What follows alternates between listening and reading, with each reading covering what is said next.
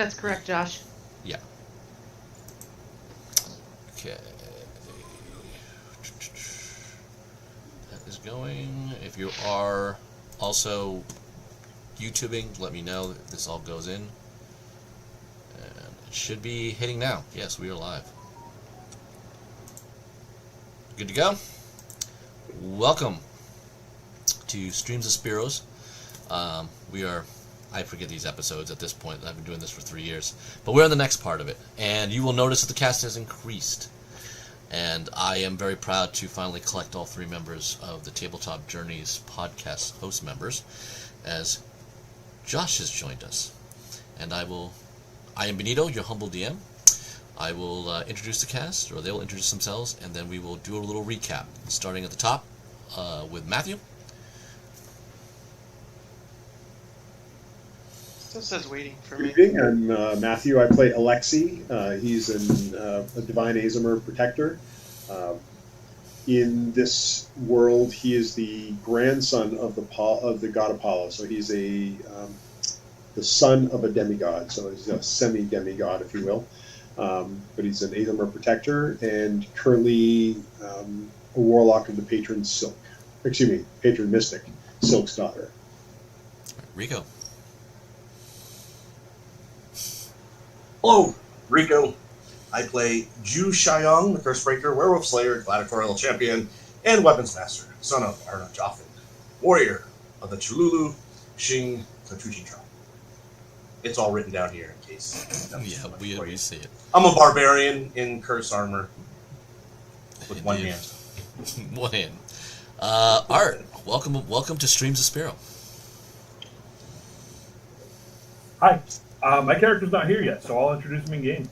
Yeah, well, Art, if you may recognize, he is in the old ways of Spero, but now he is joining both podcasts, like a couple of my other members here. Jen.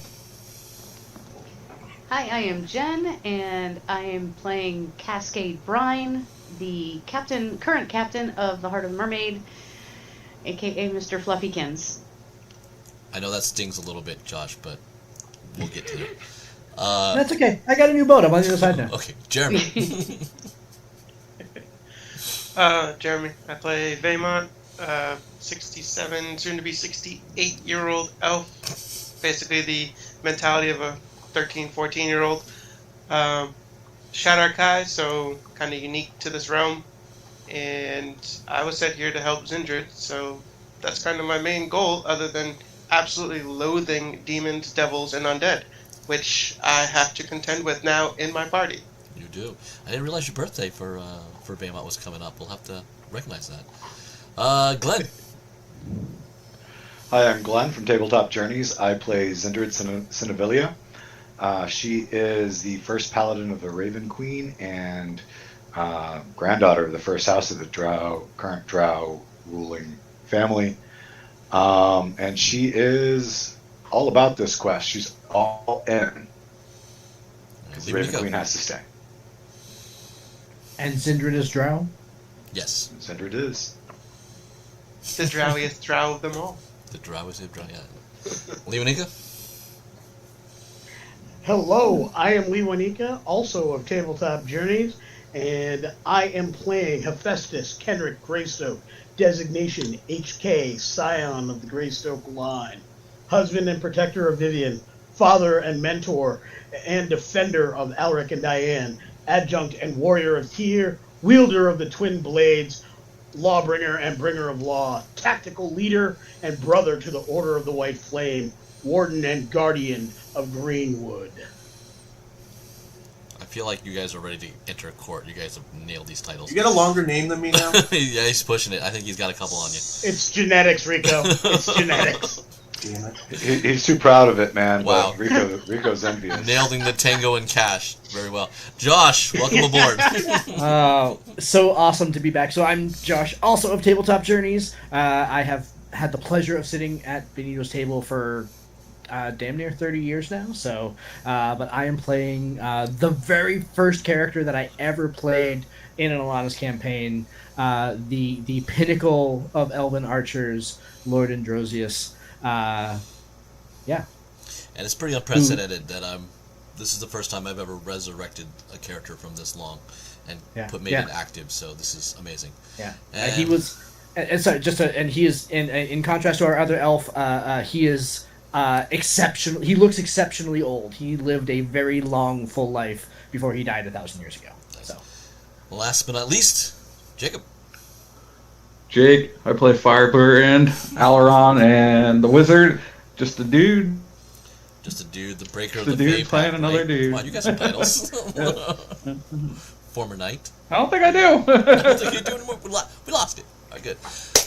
Again, I'm Benito, your DM for this campaign. It's been a long campaign, going 3 years. We've had a couple players come in and out, and now we are continuing to add new. I know this seems pretty deep, but you'll see as the story gets further as I've been chatting with my player cast.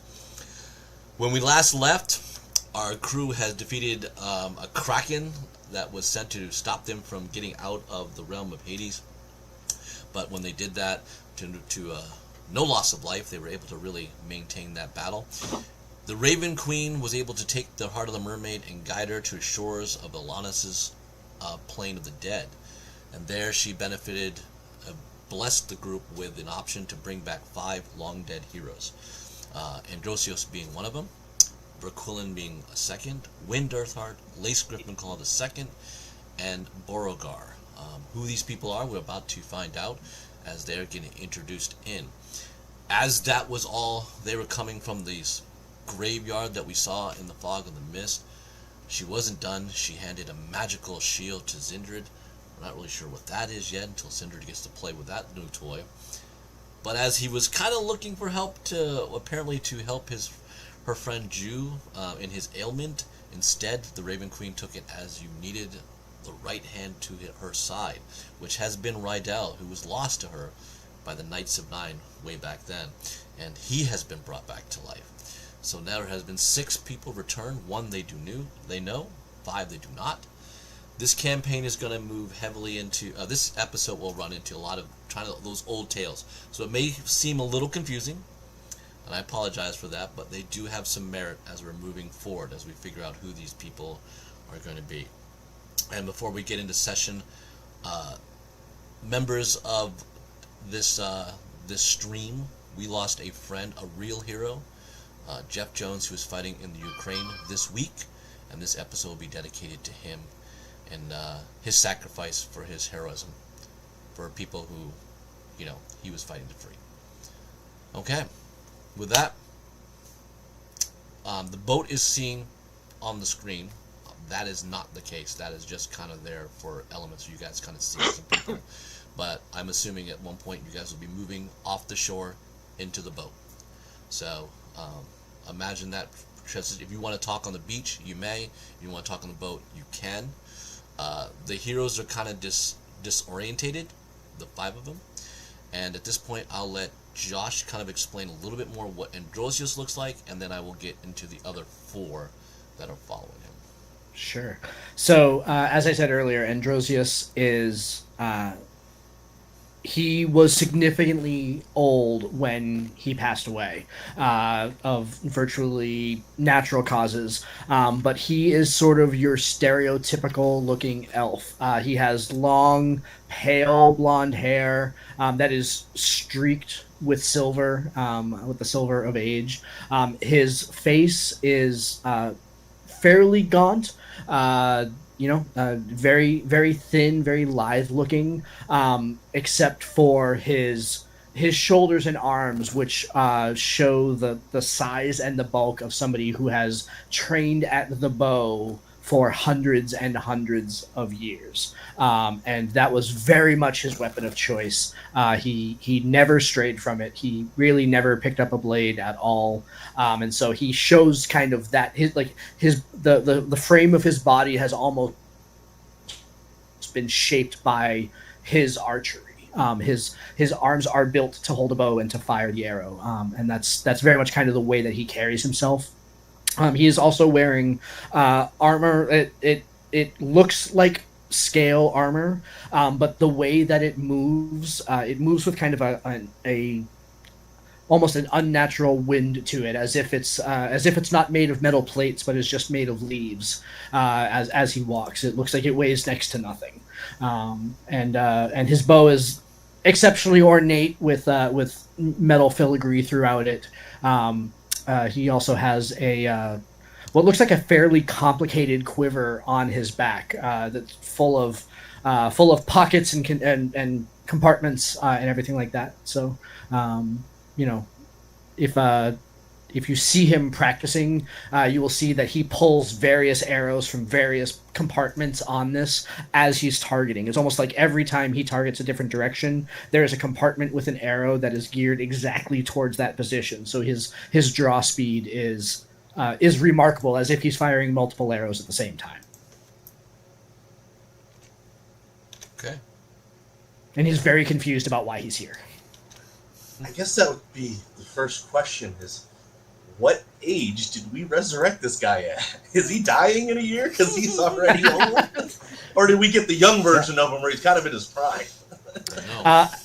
Androsius was really always discussed that when we just did yeah. yeah. I mean, he probably lived to, like, again, he basically passed away of old age, with many generations of children in his path. He, at what age would he be resurrected? I mean, he probably lived to over 700 years old. He's probably not that old now because, again, he just died of old age. But getting him at 600 or 500, he still would have been one of the foremost archers in the land. So, if not the. I would think 600. Yeah, I want him as wise as he could possibly be. And his targeting. Maybe like 75 years before you were choosing to walk the way of the old that you had talked to me about. Okay, that's where you. So that's. Yeah, I mean, Androsius is very much a legendary hero too. There may even be, if anyone has studied old histories, his name may have been mentioned. And one of the things that would be mentioned is that he very much kind of retreated from society for a very long time, only to come back in probably the last 100 years of his life, but was very much shaped by his absence. Okay. Beauregard is a human. The next three will be. He's a huge, bald guy, small mustache. He's Schwarzenegger type build. He's just a tank, holding kind of like hide armor, furs. Nothing really looks like it's practical. It's more for show and adornment. He has a huge warhammer. That seems like it's the only thing of craftsmanship made from somewhere else. Like, it is something definitely not made by tribesmen. But he is definitely all Northmen, that you can tell. And he has eyes of intensity. He seems to be scanning things with a practical sense. There's an aura of his presence. You can definitely feel that this is definitely somebody who did indeed lead tribes of Ben. Not just a small tribe, but many tribes. He is that formidable in his stance and what he's looking at. Hephaestus, you have the eye for warriors. This guy, you can tell, is stronger than you.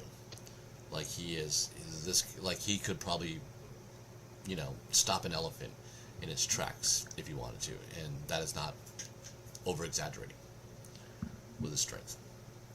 Excellent. But he's an intimidating man, and of course, all these guys are now near your levels of where you're at. Lace, she seems to be a much more older woman. What you're pretty much getting is mid-40s at the age that she's coming at you. Beauregard would probably be in his late 20s, but Lace is in her mid-40s. She is attractive. She is physically fit.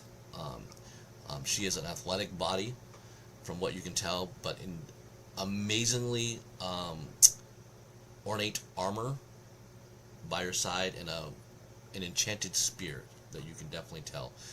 All of that script is in dwarven runes, so she looks like she's in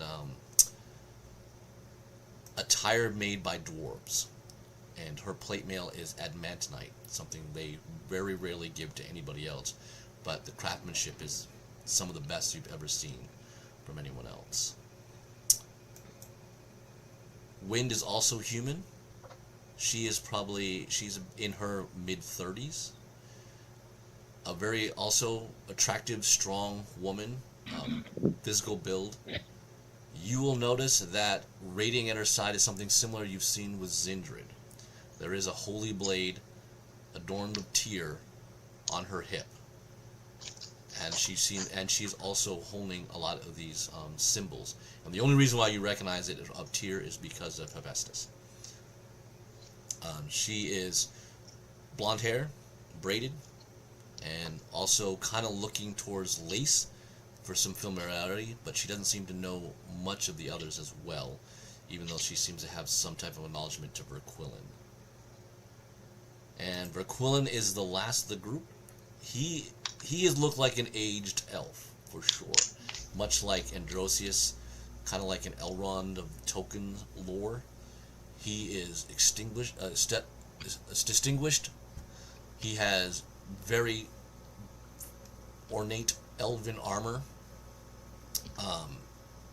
He seems kind of simple in a lot of things, but everything about him there's just a presence about him. Much like Beauregard was kind of portraying off, Requilin just seems like he knows things. Like he's just got this air of intelligence. His eyes just seem like they're piercing through all of you to read what is transpiring in front of him. And he seems very like ready to pounce. He's got like an aura of a cat. Like he seems calm, but you do just got this sense where he could spring an action if he needed to be.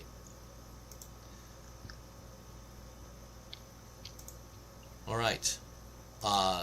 So they're kind of looking at you on the beach, coming forward. The Raven Queen is kind of now drifted off. You don't see her presence anymore. And of course, Rydal is now back with you guys. So he is once again with you. Assuming that Zindred is going to rush the stage and embrace Rydal, I will simply nod my head, reach out an arm to clasp an arm, pat a shoulder, and say, "My friend, I'm glad you're with us." And then I will step aside for whatever Zindred has in store for him. Okay. Well, Zindred did embrace him, and there were tears streaming down her cheeks at the end of the last one. If the opportunity is present, however, should she notice the Raven Queen beginning to drift off, Zindred would call out, "Mother, could you not stay to at least explain to them what's been done?" You need to explain this. They need to fight for you, not for me. A little backup from you wouldn't have hurt. I ain't gonna make it that easy, Glenn. If I may, Lady Zindred. I mean, they're not robots. They're people. They're going to fight for themselves, really. Easy. HK steps forward, and for any that don't know what HK looks like, he looks like an immense man. He stands just under 8 feet tall. He is gold metallic skin. He has bushy red eyebrows and slightly glowing red eyes. He holds the twin short blades of Tyr, Bringer of Law and Lawbringer. So any of the past heroes who have ever seen those weapons, like Androsius and or Verquillen, and I think at least one or two of the others may have, not Beauregard, but I think at least one of the, I believe Wind may have at some point in her history.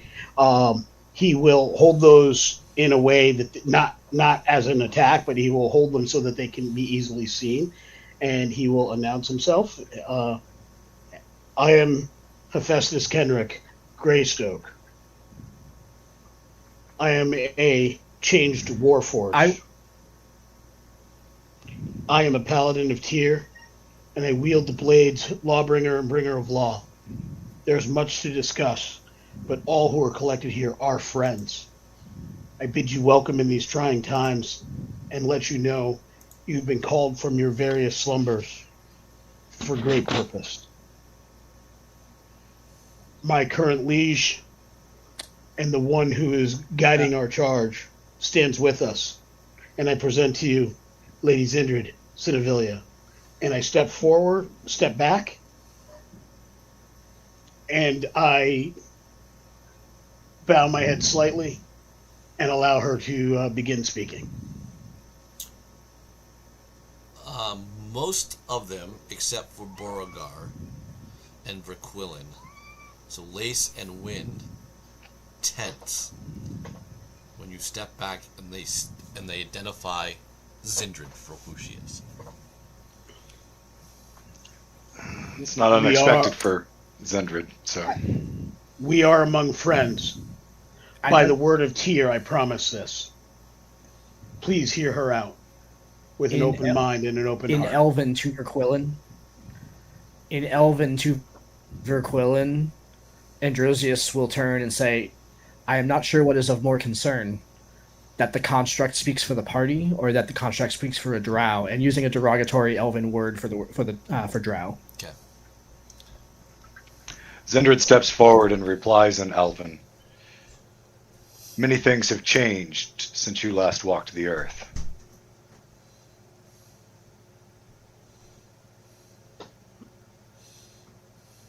As my companion stated, everyone here is your friend. You were raised by my patron, the Raven Queen, to fight alongside us to help the gods of your world move into this one. Verquillen will And know, who is this Raven Queen that has raised us? Well, she's the best god there is, of course. A god that we do not know. You'll find that there are many gods in this realm that you do not know. But our two pantheons are combining with apparently a couple of extras. So you were raised to help in that struggle. Our enemy is the god of the dead of this realm, and he is raising his heroes of the past to stand against us.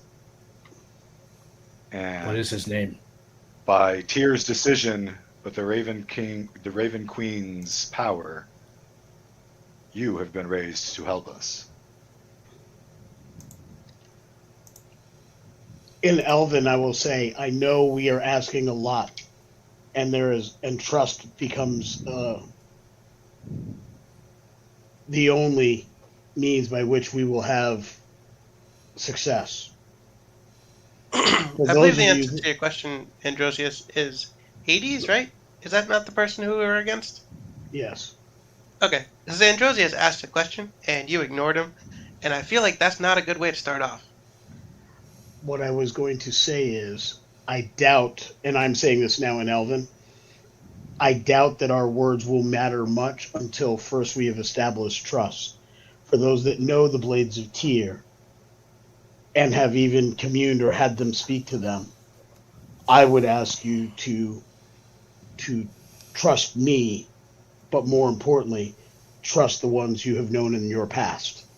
And I will bend a knee, offer the hilts of the sword so that they can be touched, so that the swords can speak to the ones that they've known in the past.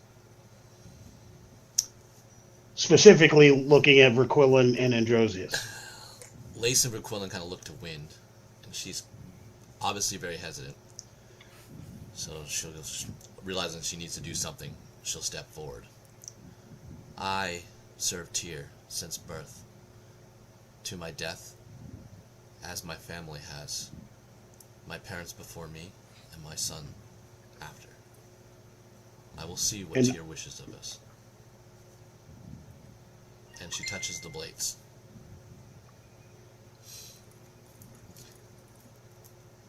After what seems like a couple minutes, she peels back. She looks to you, Androsius, Lace, Verquillen. Doesn't seem to regard Beauregard much. They speak true.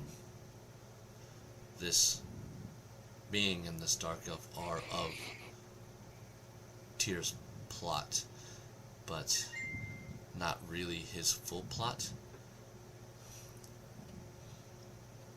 But my friends, There is something about Silk in his statement that I am confused with. She is part of this movement that we are to join. I do not understand that. If I may, and Alexei will step forward, I represent the gods of this realm, Spero. Our god of the dead, Hades, my uncle, has imprisoned Silk, and through his machinations intends to drain her power and double his own, thereby taking a leading role in the power of this realm's gods. Silk's allies have come in an attempt to free her from Hades' prison. And as Hades has moved his plan forward, he has brought war to this land, and we have taken up the cause of defeating his plan. Silk's allies, this Raven Queen that we've mentioned, Tyr, apparently, they support her freeing or being freed from Hades' prison. And they brought you to this realm with us because Hades brought champions of your world to this realm to fight for him. Requilin straightens up for the first time. He goes, it just sounds like this Hades is someone we wish to champion. Silk needs to be in prison. I am told that in the world that you come from, that may have been true. But Silk wishes to be different here. She is different here. She is trying to not have the evil deeds that caused her to become what she was there to bleed into this world. Hades is trying to become here what she was there. We are trying to stop an evil from rising to what Silk had in your Alanis.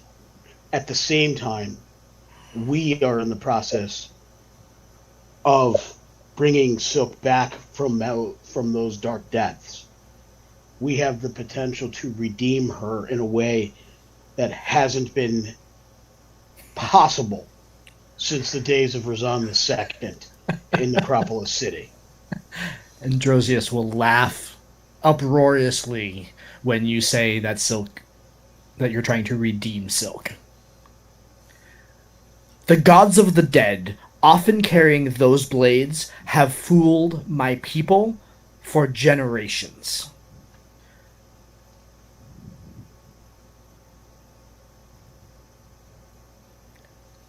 But Tyr I suspect you is have not already one. failed. Tyr is not one of those. How do I know you speak for Tyr? How do I know? Wind You has just spoken. you just had that confirmed by one of And your, I offered you to speak your with the own. blades yourself. Benito, is there any connection through my holy symbol? Can I feel the touch of the Seldarine? Feel the touch of what? Of the Elven Pantheon. Can I feel them?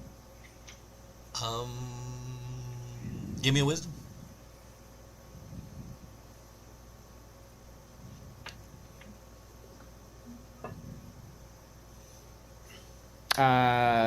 Wisdom save or just a wisdom Just a wisdom roll? check. Just a wisdom check. That's a 6. You don't feel anything at the moment, but you have come from the slumber of the dead to a goddess. Like if you look at your surroundings, you're in a graveyard. That's not the elven fields of Elysium, so to speak. So you and your, like I said, uncle-in-law have been pulled, and two beings that to you are, from the names that you know, are ancient history to you. Yeah, exactly. Yeah, they were generations before Androsius. Yeah. And you don't even know who this other guy really was. I'm pretty sure it was not in Androsius' wheelhouse. So you have a lot of that factoring. Yeah. Lace will go. He's very skeptical. He's very skeptical. So Might I ask that we continue all conversation in the common tongue so that everyone can participate out of courtesy? Fair. Of Let's course. go, Lady Drow, if that's not awful to say.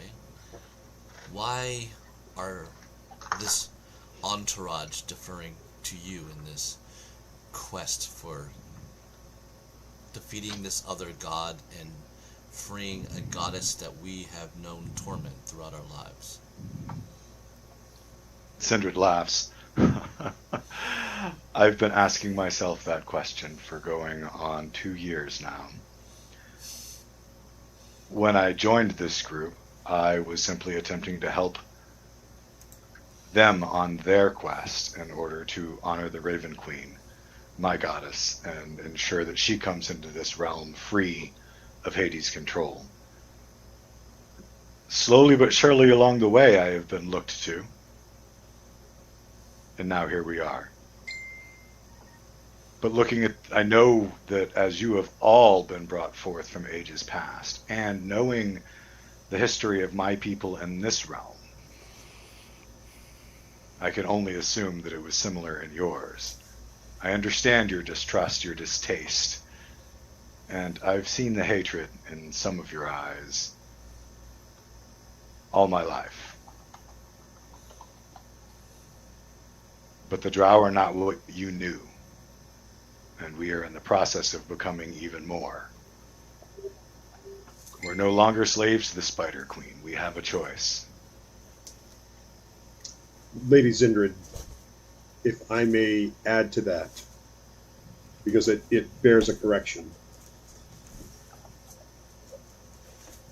Lady Zindred's household, the first house of her city, and the main city of her people in this land, and the whole city, for the history that we know, has followed Loth, which from our understanding, she is also present in your world. Lady Zindred's household has chosen to break from the faith of Loth and seek out other gods and goddesses to follow. And in this I rejoice, because I went on a mission to her city to try to bring the light of my grandfather Apollo to their city. Brooklyn goes, My you goal are is telling me achieved. a Dark Thank you, Elf Alaska. house is removing itself from Loth's beliefs. Correct. And right now it is just the first house of their city. They are the most influential, and there is a chance that others will follow. But right now, Lady Zindred's household is the one break in Loth's hold over the Drow.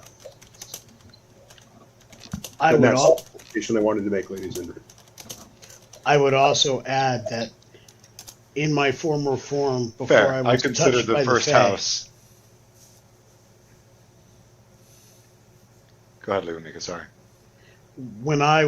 before I was touched by the Fae, when I was in my original, more mechanical form, I was part of a legion, the Warforged Legion. Our sole purpose was to do battle with Zindred's people.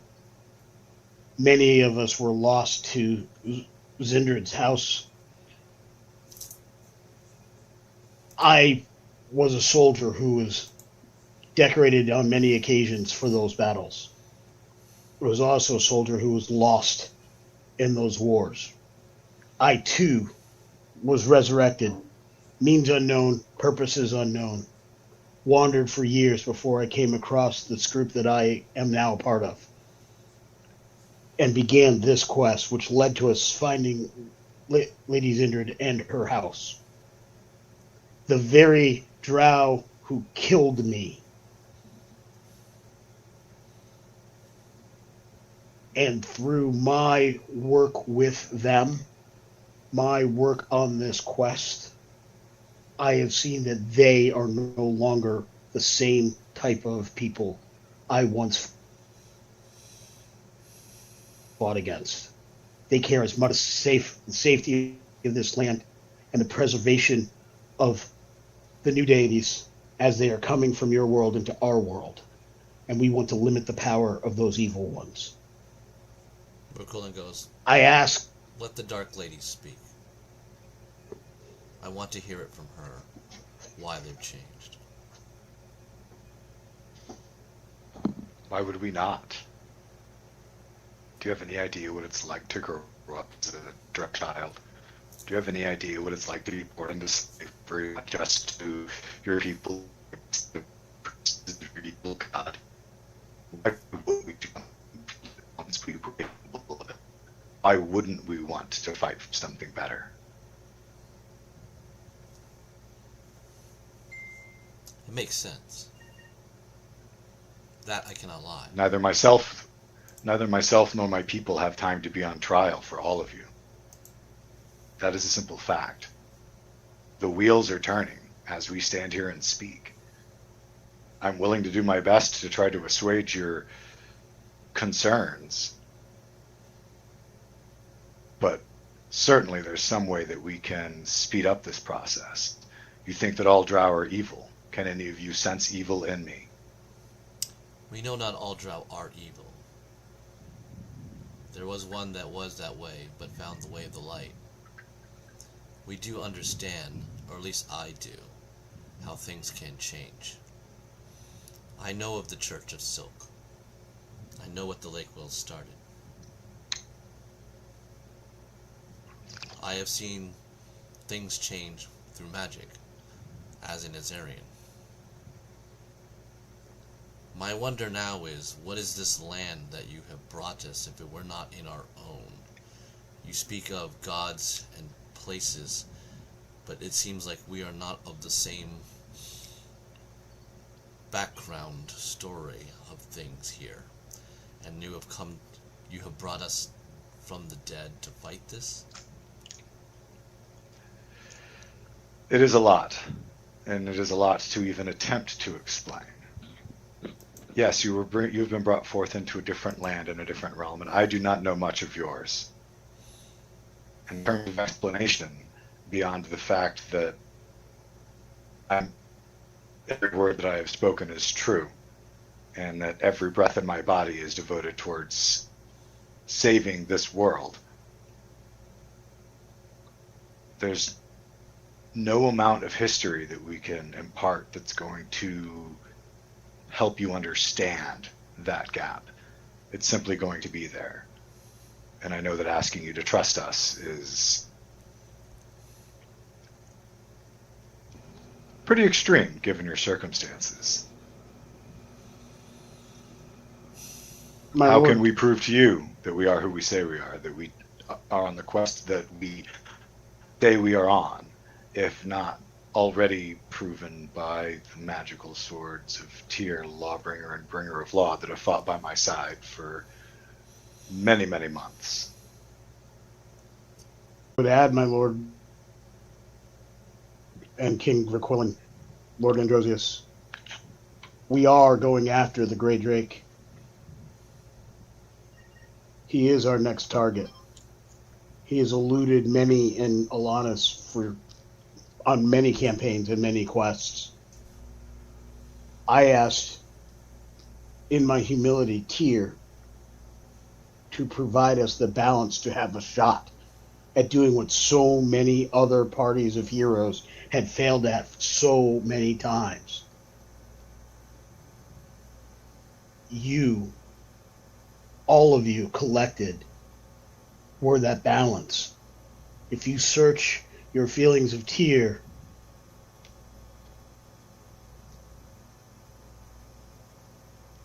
you will see that he spoke with the Raven Queen and bid her to bring us you to help us balance the scales so we had a chance.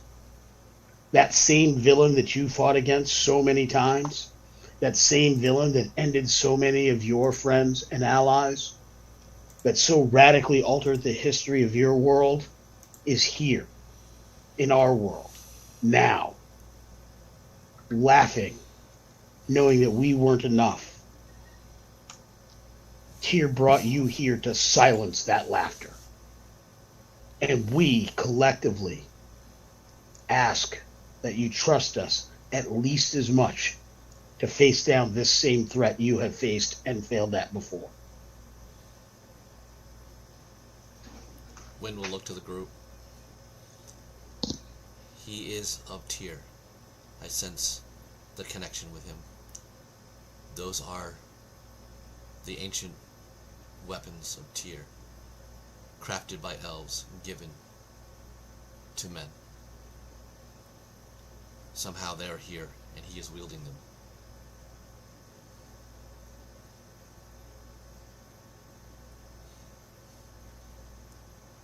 If we I were haven't brought had a here good by fight in Tyr, a while.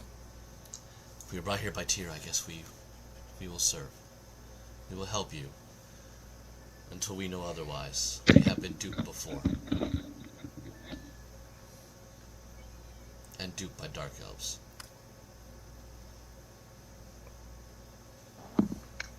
There are many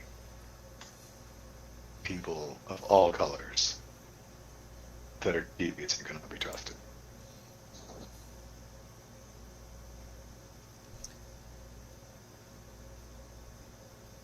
What manner is, and they point at Hephaestus, is this construct of, who seems to be a very large part of your party's voice? She asks. How could he not be? You've questioned that twice now. Is it not clear? It was his request to Tyr that brought you. No, I mean he has enough of your god's ear. People. He has that much of a voice because he is a person, just like the rest of us, and not just to those around him, but also to the gods. Why else would they answer his call?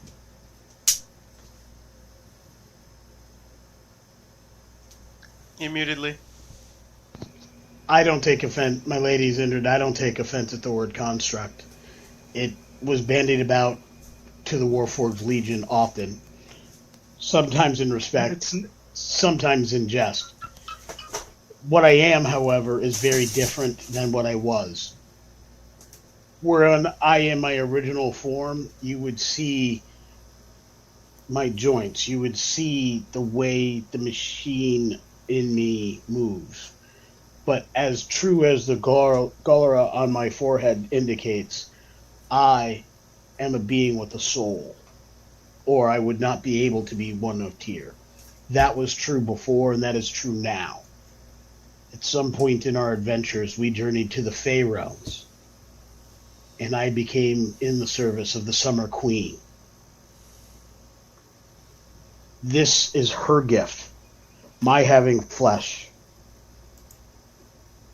Metallic though it may be, golden color though it is, I have been altered and I possess gifts of the Fae, so I am no longer truly Warforged, yet I am not truly Fae. And for those of you who are elves, you can also sense the Fae nature that is part of who I am. I was also given a mystical gift by Silk. And in order to help this realm, I was entrusted and provided the spirit of the Greystoke line. I am mystically bonded and a Greystoke as well. And were that not true, these blades would probably not have allowed me to speak or wield them as they have. One last gift I was provided. I have a wife, and we have natural born children.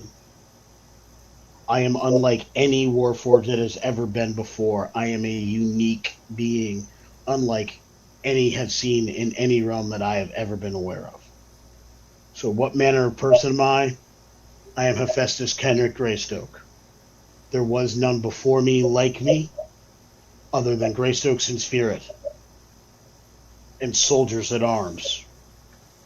What I will be in the future is true to the word of Tyr, true to my bond with my wife, and true to the protection of any realm in which my children could ever inhabit.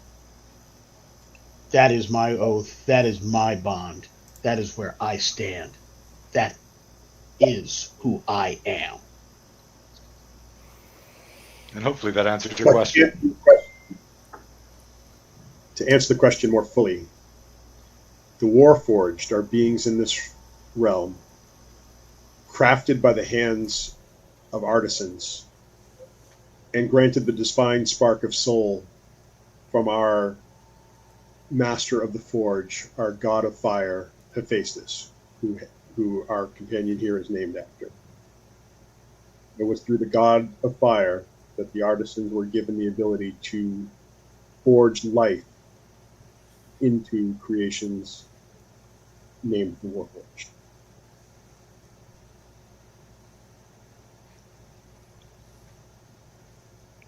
I have seen amazing things. It seems I am seeing another.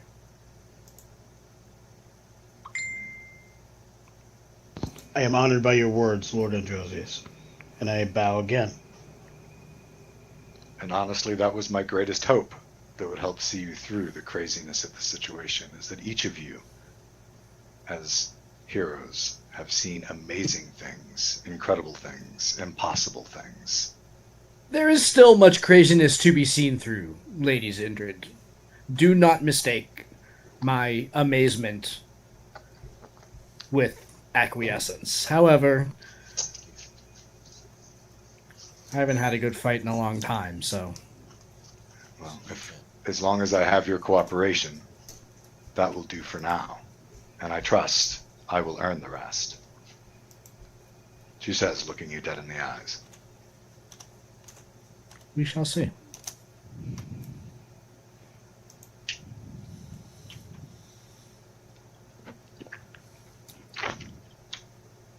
All right. Let us go to board then. And see where this journey leads us. You gather in the So boats. was this boat this character's boat, Josh, or a different character's boat? No, this was a different character. Yeah, this was not cool. Androsius' boat. Yeah. Just wanted to know if we were going to wind up having to have that conversation too. Cause Nope. I killed everybody and threw them over. Nope. Nope. All right. So everyone gets on the boat. For the sake of room on the boat, since we just acquired a whole bunch more people. No, never mind. I don't want to waste it. Never mind.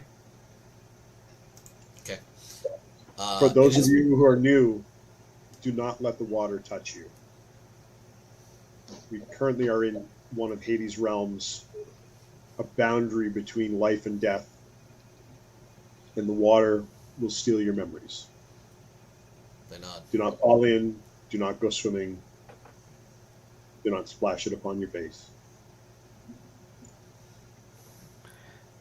I'll turn to Lady Earthheart.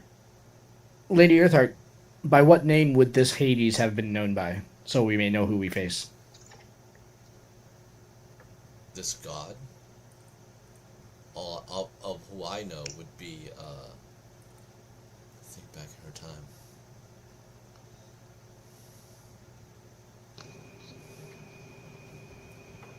Zurich, maybe? Her time it was Kellenborn. Oh. Yep. Cool. All right, then. Kellenvor was a good god at the time, though, weren't they? Yeah. This is the thing about Alanis, if you remember, though. Gods of the gods of Alanis, and this is where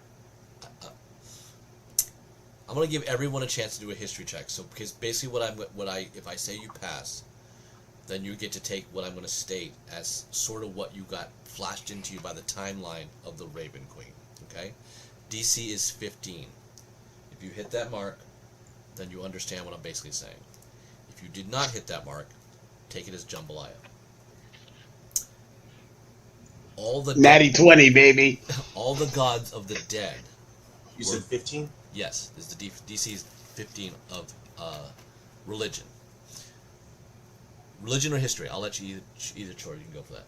Basically, though, if you hit 15, you will know that they all were gods of basically they were more or less neutral to neutral good. remember, they were the caretakers of the dead.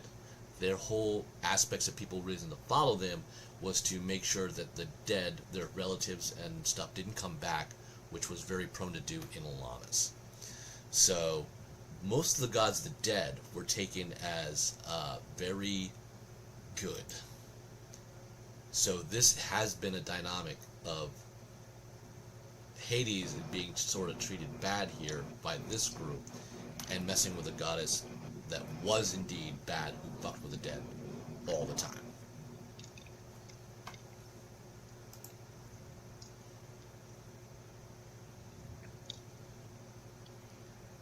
Ben, do I have any additional information with the natural 20 for a grand total of 31? You do know that the gods changed. Like, this is like, now if you kind of look at it and you were seeing different things, after a moment you will notice that there are gods that seem to change in the pantheon. Like, so you're basically getting a sense that they could probably roll with what's going on, especially Verquillen and maybe Androsius, because the gods do change for them a lot. The other ones probably was what they know is what they know. Okay. Because if you do remember, that did happen a few Yeah. times, and things happened where all of a sudden it was like Lathander, then it was Ra. Remember, the Egyptian pantheons came in. Some of the Greek gods, the names they have spoken have not been familiar with you, but Ares and Aphrodite are two Greek names that are familiar with you too. Yeah. I mean, well, for the group that has come back to life. Yeah. And I've lost the boat because my phone has decided not to stay charged at this moment. So I'm working on it. As it comes up, I won't make a grand speech of it, but if it comes up in conversation specifically with Wind, I will mention the fact that over time, gods do change based on belief, based on situations. Here in this world, gods of the dead were not the benefit that they could have been in other realms, and as such have become more of the evil that we fight against than the protectors of our loved ones as they pass on. As they get in the boat, I imagine Verquillen and Androsius will be close to each other. Wind and Lace kind of stick at a spot on the boat, even away from the two elves. And that Beauregard guy just kind of like takes a seat somewhere near the barrels. Cass is gonna quietly gesture Rufino over, and ask him to cordon off the captain's quarters into, say, 3 sections rooms, so that kind of we have like 3 extra rooms down, in that space, so that we have sleep, and to arrange hammocks or whatever for extra people, now that we've got more people. Yep. You will notice once again, Androsius and your party will get a little, as now the crew starts to kind of, you get on board of this vessel. The crew is even more diverse than it seems like this party is. For one, you're pretty unnerved because there looks like an orc guy who is on board the boat, and something you have never seen in your life. There looks like a white dragon man who's also helping with the boat, along with a number of humans, and there is a half-elf who seems to be reporting to this mermaid person. I don't have a fishtail, but No, but again, people of Alanis have not seen the fantastical species that is Spero in the new D&D world. You're talking 15-year-old characters. So, yeah. the Genasi were not something that they've ever seen, or Dragonborn. And as you kind of settle in, the other oddity is this red-skinned, armored warriors in plate mail armor with horns on her head. And I need you to make a wisdom saving throw. Yeah, I was going to say, because that would be, of all the other weird stuff on here, that would be the one that if we are actually working for demons, that Androsius would have a really big problem with. Cosmetics. It's all cosmetics. That's a 19 on the wisdom save, though. Okay, you're rattled, but you get the flashback of events that you do not wish to remember. Yeah. Like the events that you told me about. Those Yes. events. As So- I look back to realizing things that had happened to Androsius. So he probably would undo the lacing that keeps. He has a war pick on his side. He would probably undo the lacing so it is more readily available, but does not draw it. Okay. But definitely is unnerved by that, visibly. Okay. All right, the boat is now underway. Captain Cascade has the boat moving. The crew is moving well. There seems to be a little bit more of a realistic move to the boat with the water now, but it is still, in Hades. Yeah, your perception's high. You're not gonna Okay. miss that. I recognize this situation is going to be tense. Fortunately, I don't have to sleep. I will make sure that I have the ability to run interference with situations involving Oleski's daughter. So I'm just going to kind of pretend I don't notice, but kind of be around so that if she makes any kind of move that would excite or exacerbate the tenseness of the situation, I can intervene. Okay.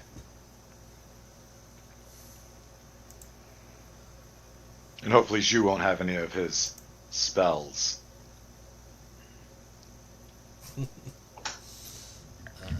Okay. So, the boat is underway. Cascade, what is your passive perception? The passive perception is 21. 21. Just give me a moment.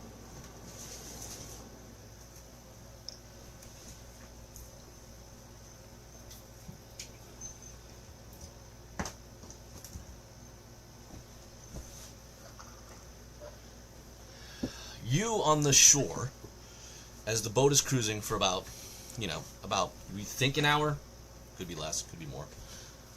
There are two humanoids, kind of like coming off a small pier rock.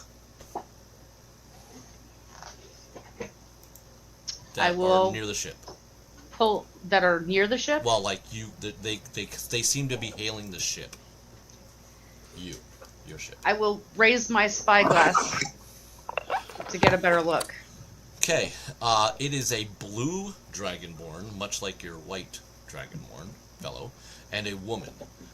They are in attire that come from the Garden of Gaia. There's definitely soldiers. All right, I will shout up to bring in the sails to slow us down.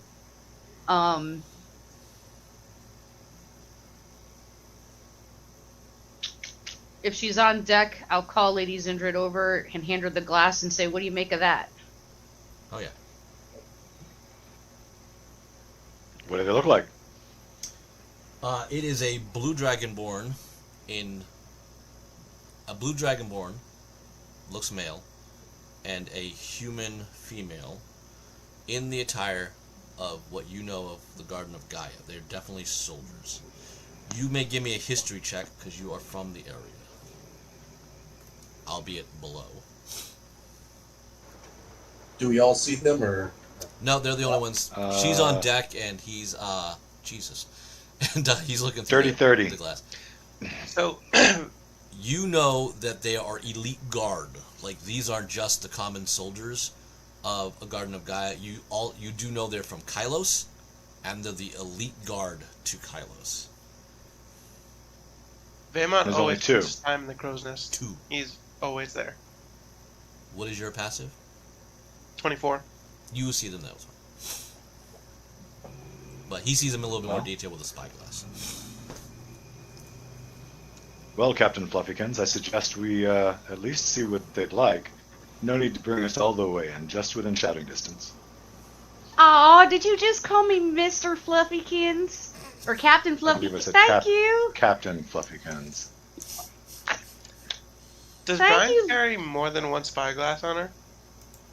No, I believe just the one. Is there more than one spyglass on the boat? Roll an investigation. Yeah.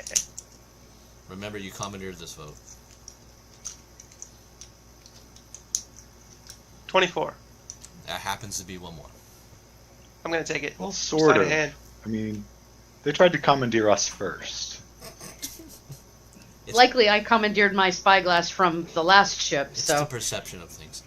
All right, the boat comes aside. Sai, you've successfully hailed the boat that you know. Who's on deck that I can see? Tons of people. How's there another boat that we know in the River Styx? Little No, confused not there. You, not you. He knows. I know the boat. Oh, okay. He is one of the two on shore. Hopefully he's not looking for his friends. Yes. Yeah, hopefully. I'm gonna start there. I shout to the ship, is Captain Electo around?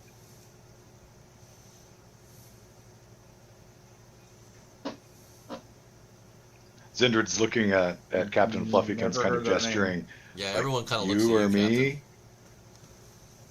Who is the captain of your boat? You're muted. That's probably why we're not getting any. Now can you hear me? Yeah, we hear you. Yeah. Okay. Yep. I was saying that I was going to glance down at Zindred and then look out and yell, "Oi!" Oh, I got to get out of that. That was not Southern. It's all good. You have to be perfect. Southern accent. What are you all doing over there?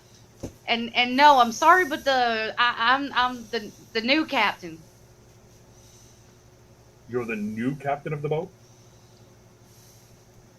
This is the Herd of the Mermaid, yes? Yeah. This is the heart of the mermaid.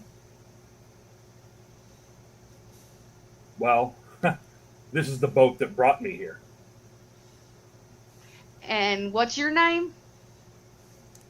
My name is Samadalus.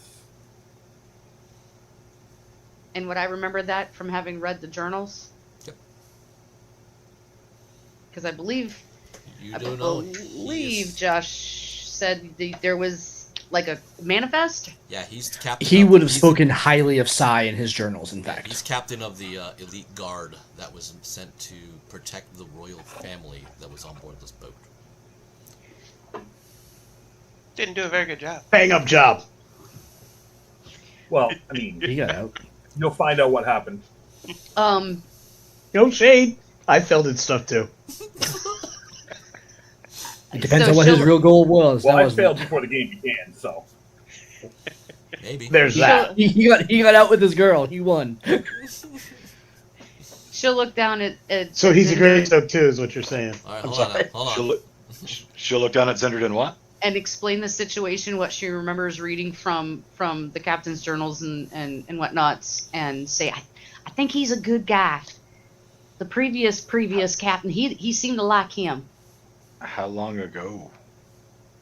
Oh, well, it did seem pretty damn long ago. Hmm. But we are like, this is where the dead people are anyway, right? Indeed, I'm simply trying to get an idea of what to expect from him. Do we want more dead people on the boat? He does look pretty strong. Zindred will call out, "What is the last thing you remember of this boat?" It being sailed away by the man who betrayed us. Yeah, definitely not us. Jake, you don't know. Okay. I do know that it wasn't us. That fact.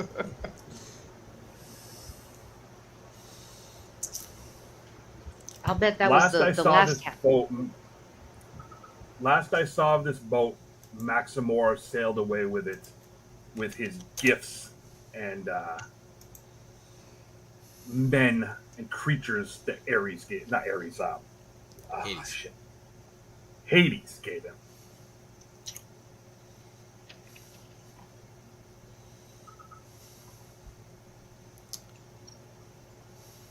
I suspect the guy we do know that was the first mate of the boat. we do know that Maximor is the real name of the Dark Sun, right? Yep. Since I met him, so we know that the people he's talking about are the people we've been fighting, and there's only Okay. one left. You yourself, Firebrand, have run in several times of this story. It's been broken up a couple of times. One of the stories seems to be surrounded around the 7 that were created by that were brought back by Hades. This guy could have something to do with that. The boat now you've discovered that was Captain Electo's. The crew had mentioned that there was something. Definitely there's logs about a journey. There's the Hawkins family, but a lot of the extra little details to this journey were not told to you before. But if he's of what he is real, I mean, there could be suspicion for sure. He is a guy who's just walking up on the shore with somebody else. But they are hitting the right descriptions. He is what apparently is an elite guard, if not the captain, to the Hawkins family. He does recognize the name of the boat, which no one else would know the name of the boat. So that's got some merit to it. It depends on just how far you wish to know more of what he knows.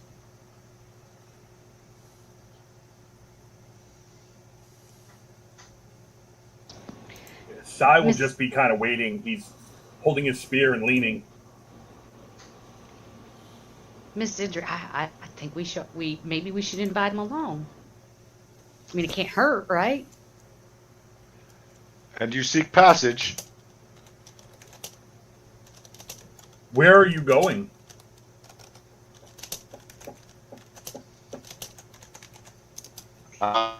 Yes, actually, sorry, he would have said yes. I forgot Ben's backstory he gave me. Yeah, I seek passage.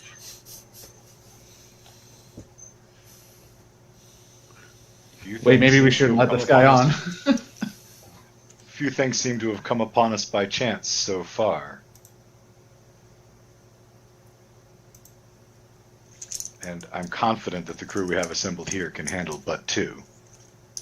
I agree. Desire gets very excited about that. Yes.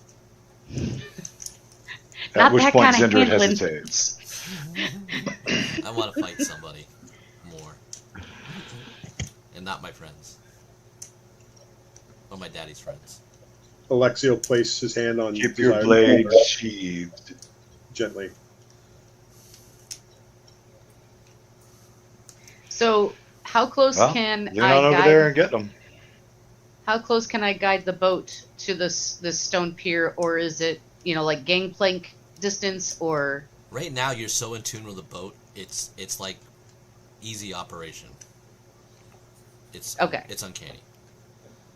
But all right, the boat gets drifted close to you, Sai. They let you on, and you see this very motley band of individuals that is strange as hell. As they go to come on board, I will reach a hand. They stop. Or you're Because I gotta do lagging something really before I come bad. on board. I am? Yeah. All right, I'll refresh in a second. Before I come on board, I will actually ask for permission to come aboard from the captain. She'll give him that quick nod and welcome aboard. In order, as they're coming aboard, HK will give them the handhold and bring them across. As I'm doing that, I will be assessing them to see what I can tell about them, each of them, their capabilities, all of that, utilizing my battle master abilities.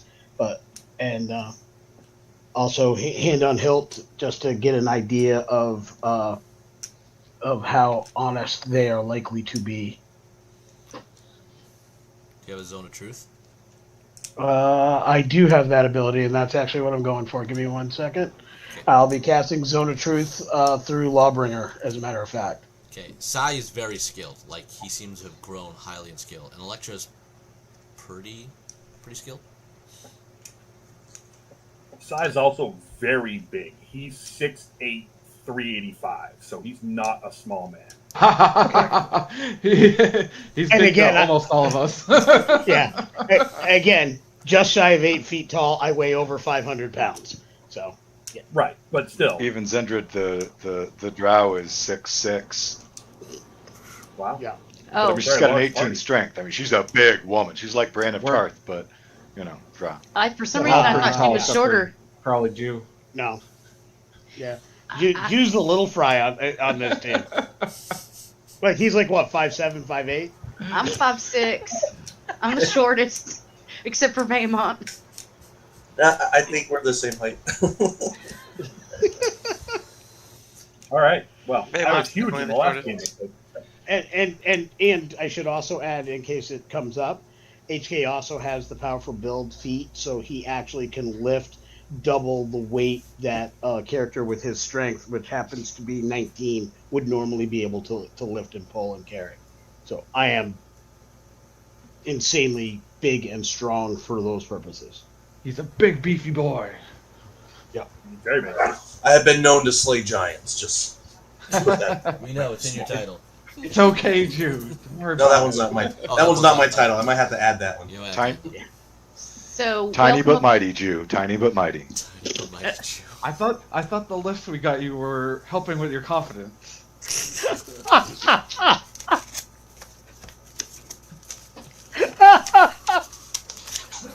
Don't test me. Yeah. So welcome aboard, Sai, and your name, my dear. Electra. Well, welcome aboard, Electra. Thank you. Captain Brian. This is Lady Zindrig. It's good to get Sai out of this domain. Yeah. We're Well, not Not out out yet. we'll try our best on that one. What exactly have you guys been doing the whole time that you've? Because from the records on the boat, you've been here a pretty long time. What have you been doing? Have you been on that island the whole time? How long have the records of the boat indicated we've been gone? Well, it was completely different people than than when you were on the boat when we got the boat. So it's been a while. I was not originally on the boat. I was lost longer. She sacrificed her life protecting our queen at the time, and my life was taken in a game being played by Hades for power. Oh, so you both died. I want to swing down and say hi to the new dead people. So size doesn't make you better. One. I didn't die in any way I should have. I was taken by a deal made with Hades. I don't understand how I died. So Hades A would storm be took us and we were in hell. not a friend. Hades is not a friend of anyone. He's the god of the dead. And he can't be allowed to take over as father of the dead, king of the pantheon. I mean, so I assume I'm down there now listening to them. So it sounds like Hades owns you? No, somehow the party was freed through stones that allowed them to return back to the mortal plane.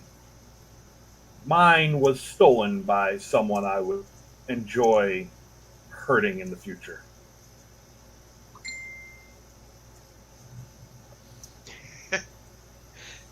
Yeah. So, we're just full of dead people now. I guess it's time to leave. Before we add Well, more we dead are people. In If we can escape this realm in this boat, any dead we carry will also be returned to life, I believe. And since it seems your quest aligns with our own, and our numbers are growing, we're apparently recruiting. what is your quest? I don't even know. All I care is to get out of the realm of the dead and get away from Hades. Well, what about vengeance on Hades? One You doesn't already take that stated- from God. One tries to thwart their schemes. Our quest well. Our goal is to thwart Hades in his current scheme, to stop him from being able to enslave other powerful entities to steal their power. The goddess Silk that he brought over. and Indeed. her minions. I was there when that happened, and they were given to Maximal.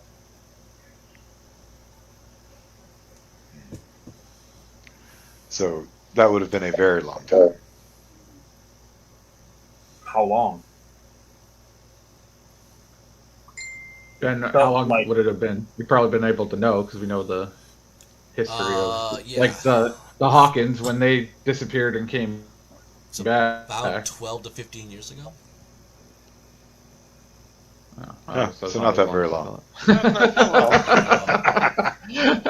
I thought it was a long time. Pretty long. We've been for dealing him. with eons. I jumped the gun. Well, I mean, Yeah. So, Like, man, it must have been like that's for his time frame. I mean, I guess to add on, so definitely 15 to 17 years would be the ballpark now, because you guys have been adventuring for a while on this matter. But for him, though, he doesn't feel all that time. well, He it felt, thinks maybe a year. it felt like much longer to me.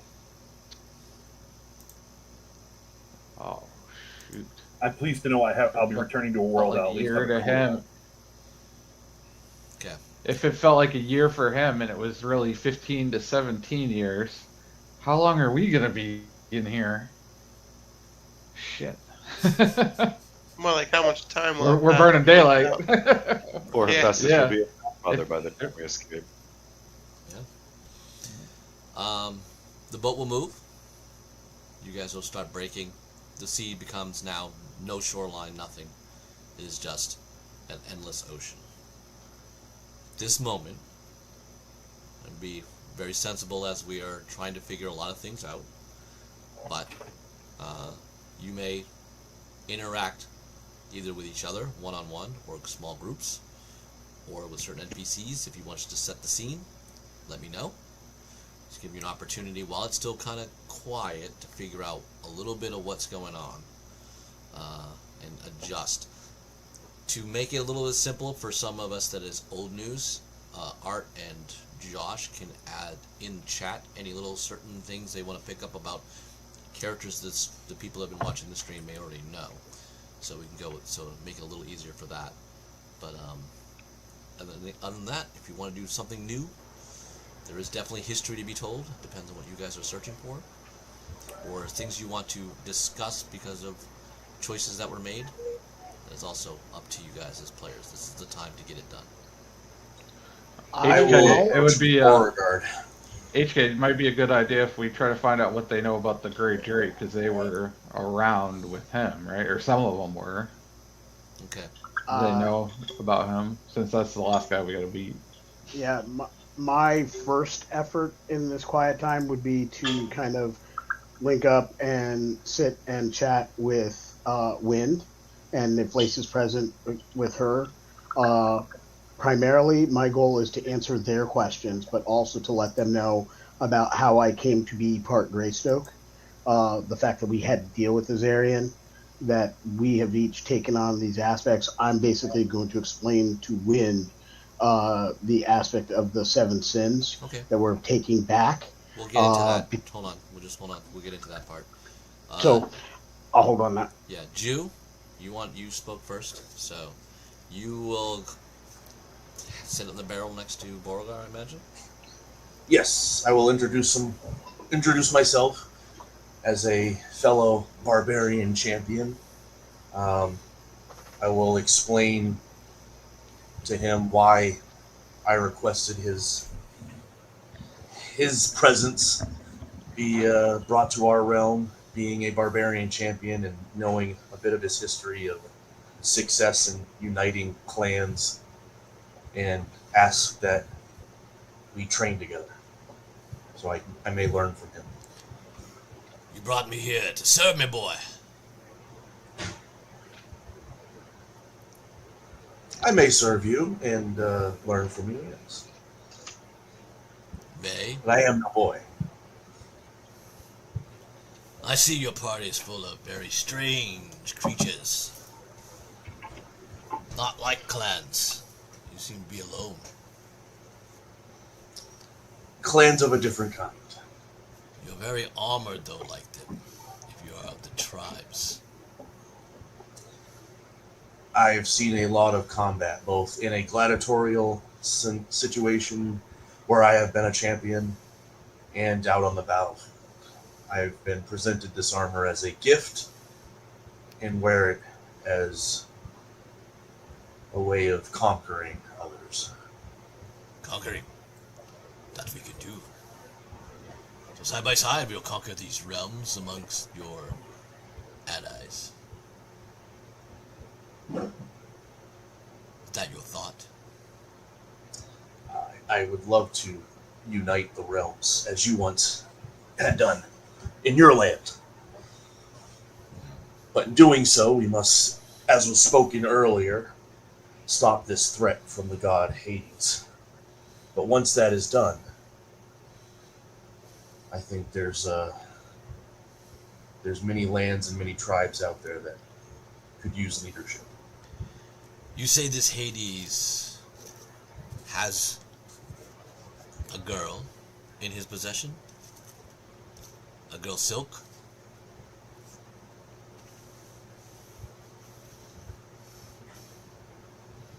Don't know so much in his possession, but threatening her and preventing her from coming into the realm. Why is this whelp so important? Why is the girl, Silk? Why is she so important? To me or to the rest of the... To this... whatever. Hades has her. So be it. She be but an apprentice. Hades is looking to conquer the realm himself. With an apprentice. And he's... I believe he has an army of former champions, so-called champions. We've defeated all the ones that we've come across, of course, but we've got a few more, including Hades himself, to take down. It should be relatively good fights. And with your presence and the other champions that we've brought back, I suspect that we will have success. Yes. I don't worry myself with the details. I let the rest of our group handle that aspect. So they're going for the Drake, huh? Yes. That's a challenge. It is, but not one that can't be overcome and won on our end. Oh. He's but a man. Sneaky man, Agreed. but a man. So what say you? Will you help train me? So I may learn from your ways, and I will teach you some of what I have learned in this realm. I will know the lands, yes. I need to know the tribes. We will go to the tribes. We will make an army together. Very well. Right. I'll share a beer with him. Okay. He drinks. I will note, anyone with a passive perception over 17 will basically have heard that conversation. This is on a very small boat. And he begins training with Jew. You're muted. I kind of chuckle noting Beauregard's actual placement in history versus when Silk became powerful, and how he wouldn't have any idea of of the magnitude of power this whelp attained at some point. I think that's kind of humorous. It is humorous. All right, you sit down next to basically Wind and Lace. They kind of look at you. Again, they seemed a little unnerved. Wind definitely seems more so than Lace. Lace seems to have taken a practical sense to things. I've recognized that my appearance is jarring to those who've not dealt with Warforged in any capacity, and my unique nature is something quite unusual. Forgive us, we've never seen any man made of the creation that you speak of, and then not really kind of knowing you much, but carrying a name that is very dear to us. I understand. It was not my name at my forging, nor in the many, many years that followed it. Um, my people, the Warforged, the legions, we are functionally immortal. Unless ended in battle or by accident, we endure. Uh, Elves have very long lives, but eventually they get to a point where they choose to walk away if they are spared the sword or some other calamity. We don't walk away. The Legion doesn't retire. I found coming back from my demise to be very difficult. My brothers amongst the Order of the White Flame did a lot to give me purpose. Eventually, through our adventures, through this quest, we came to the Summer Queen. With some of the gifts she bestowed, it sparked something in me that, quite honestly, had never been there before. Shortly after that, I met the woman who became my wife. I probably am unlike any Warforged you will ever meet should you remain here in Spero after these battles.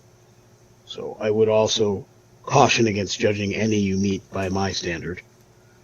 Not that I am better, though I am, but more because I am different, which happens to be better.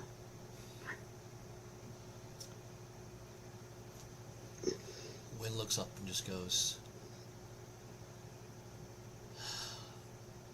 I've just got to ask, why me?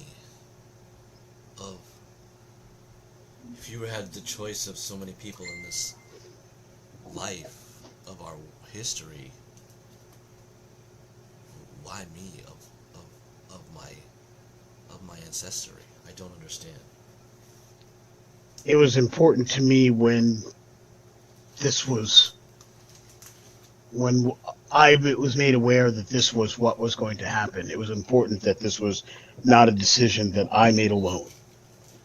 In our quest, we have each taken on the various sins of Silk. We each possess some of her baser instincts on some level in an effort to free her of those burdens and free her of her overall prison. I have taken on the sin of pride, which was previously held by Azarian. It was not necessarily the choice I would have preferred, and given my mystical connection to our family line, it is probably a pretty dangerous sin for me to take in. But I was the one who was present, and Azarian would only deal with me because I am a Greystoke. It was the way we were able to get it without doing battle and possibly losing lives of our party. So Silk It was a burden I chose. A Greystoke? The machinations of the gods do not completely make sense to me. I understand Tyr's will in the things he asks me to do and the things he provides me aid and assistance with. I don't understand all the parts, but I do know that Tyr has trusted Lady Zindred, trusted her house, trusted us with this quest. I served a great penance to pay for the injustice of one of my fellows. You asked at one point, or someone asked, why is Lady Zindred in charge? And the answers that were given were absolutely and 100% accurate, but there was another amongst our number who was our leader for a long time. But in an effort to see the quest to its natural end, he too took on one of the sins. Because of his taking of that sin, the Summer Queen of the Fae abandoned him and sought to punish not only us, but punish those people that we were protecting in the village of Greenwood. Harm was being done because of that slight. I served that penance. I went to the Fey realm, and I lived there for more than 20 years, while the passage of a few days took place in this realm. My children, my firstborn, was honor bound to serve the Summer Queen to pay for my good friend's choice and this quest. All of us, and any of the little things that we do that seem odd, Jew with his anger and his violence, which will come up at some point, understand that's largely because he took on one of the sins. That rage he took on. He's not the wrath guy. Yeah. Yeah, he's just angry in general. Yeah, in general. But we each took on sins that He's will got cause envy. us envy. That's it. We each took on sins that will cause us to do things that are not necessarily within our character. At some point, you may notice those dichotomies. I'm telling you this because I want you to be honest, in honor of Tyr, in honor of what you've done. Blaze goes, so you have devices like the Artifact of 7? Yes. And we are to And when we believe- take on the Grey Drake, we'll get the last one, and then we'll carry this to its finish. Who is this Azarian you keep speaking of? A great villain later in the time of Alanis. He is at one point the child of Razan II, and then but he was taken away, turned into a vampire, raised as an enemy of his family and an enemy to Alanis. At one point, some of his evils were mitigated to some extent, but his nature is his nature. The nature of Alanis is what it is, and it corrupts. He somehow or another ended up here, and has become a powerful leader of a city. We needed his aid to, one, get the sin, and two, carry our mission forward. As a member of the family, I had the best chance of doing so without conflict, and was successful. Bert Quillen strides over. You said Azarian is a leader of a city here. Yes, What is his nature? it's in transit. What he was while possessing the sin of pride was building forces and slowly losing himself. I hope we've slowed that down and we can fix these problems so we can go back and turn his course right. But I fear he may be an enemy we have to deal with at some point in the future. He is always an enemy that we've had to deal with. And a very, very dangerous one. I've never known Agreed. a tactician greater than Azarian. Does he still wield Decapitator? Can I get a history check on that? I don't think my HK ever asked that You question never about his asked it, weapon. you're not going to know it. I'm not going to know. I do not know of this decapitator. Please tell me of it. You ask me to explain to you the nature of a blade named Decapitator? I gather what it does, sir. What I'm asking for is its specific history. You mentioned the name not as a descriptor, but as though it has personal significance, like you have witnessed its work.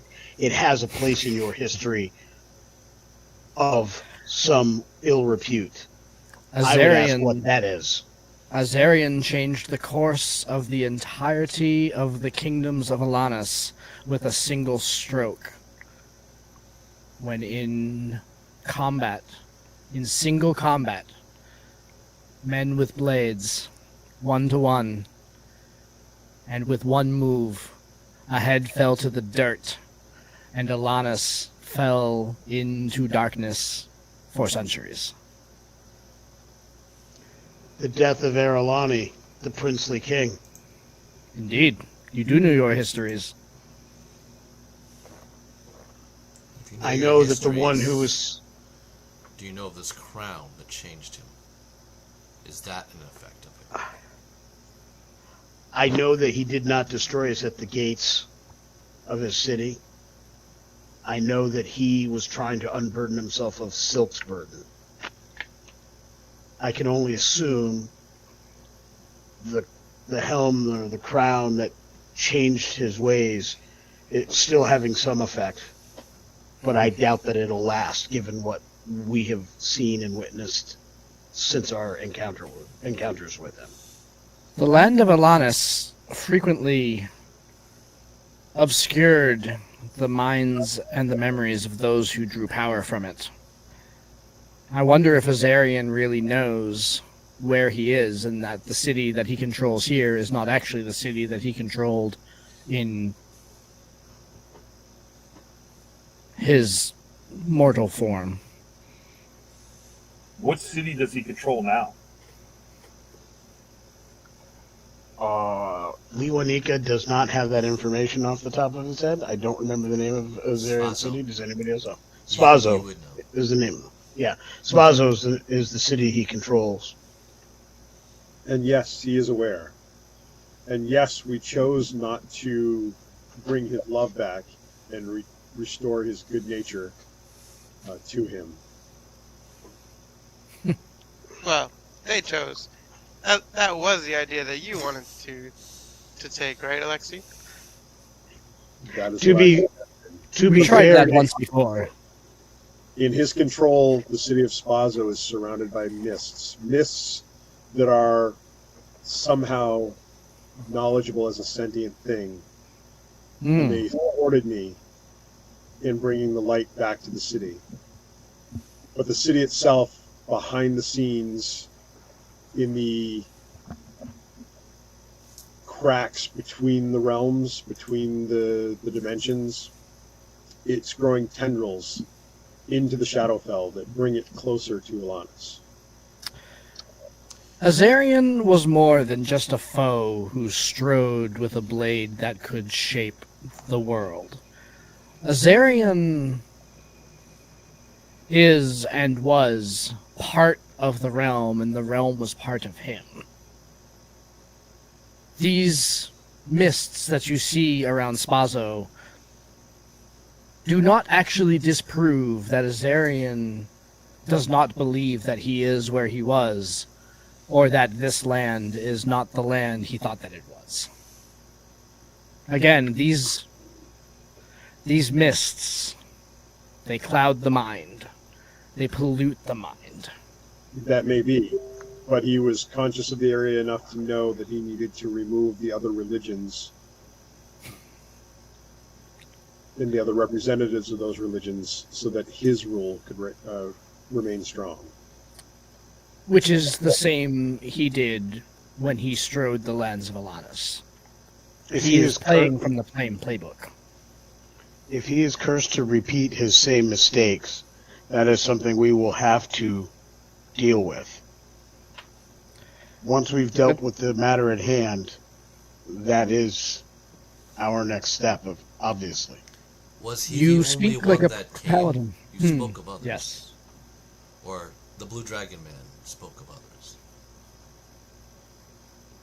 I don't know him, and I am interested in what he has to say, and I think we should invite him into this conversation. But Lady Wind, you asked why you, and I would say that I did not want to choose merely from my perspective. I am a soldier.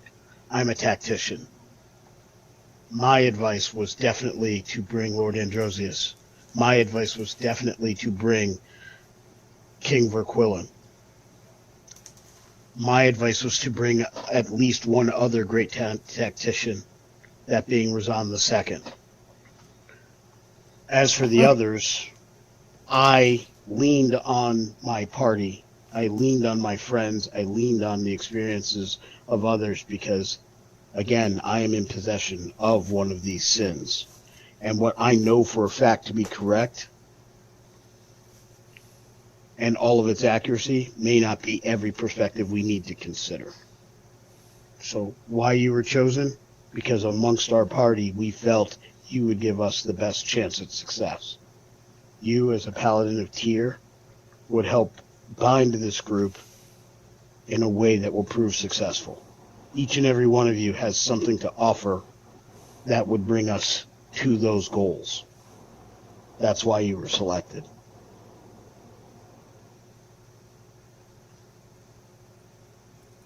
I don't think we needed a paladin of Tyr. We already have a paladin of the Raven Queen. HK, that was not very nice. You basically just told them that they weren't good enough for you. That's not right. And then she goes No. back to... That's not what I said. Rick Please. goes, sigh, is it? As he looks to you. You may call me Sai, yes. What were the 7... you said there were more than that Hades brought from our realm. So we are, counts 5 here. What others were brought? Other heroes? Other friends? These are not friends that we would need to face again.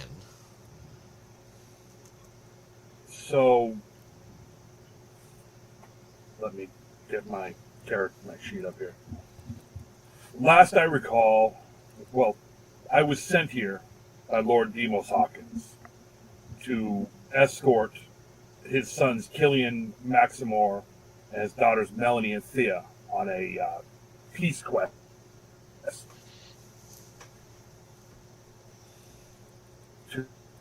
To the city of, was it? I can't remember what city. This dynasty. No, you were on a. We were. You were on a kind of a hunt. hit Yeah. by Keep going. I thought we were going on a peace quest. Oh, whatever. Let me check. Go ahead. We were swarmed. Yeah, we were swarmed under by a storm that we had no chance of ever evading. Turns out this storm was conjured by Hades in a deal with Lord Hawkins to sacrifice his children. He sacrificed his children so that he may gain power and the Hawkins dynasty would carry on. What he didn't know was that his second son was a servant of Hades and was being played by him. And Maximor was given power and favor by Hades and helped bring this silk into our realm, along with her champions. And they were given to him as his lieutenants. I don't know that we'll see any of them. They were given at the end of our quest.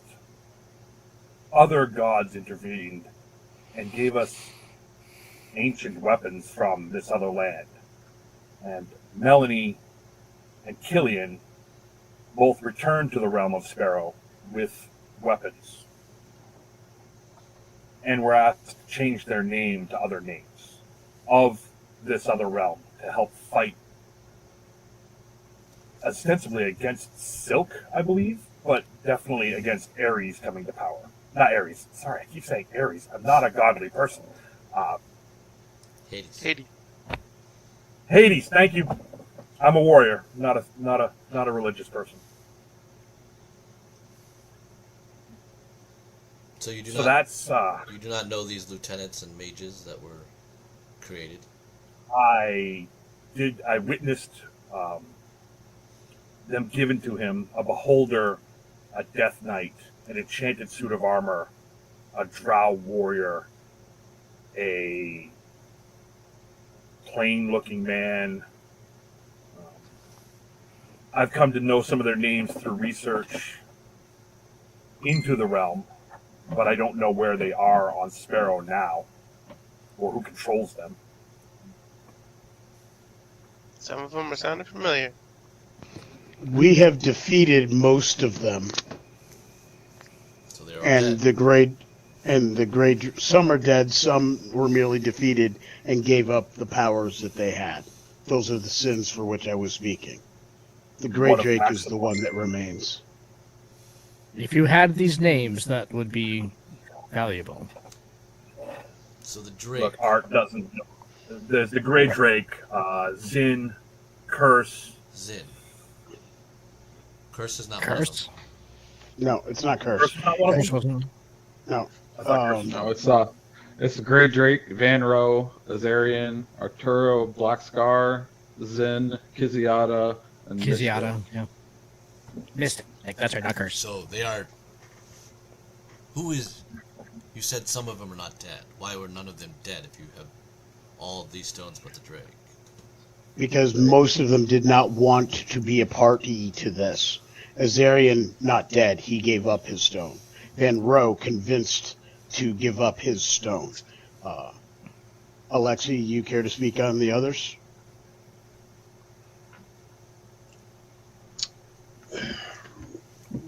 Well, the Lady Mystic, she was upset that her mother, Silk, was being imprisoned and was willing to give up her stone with a pact being made for assistance. All so far we have either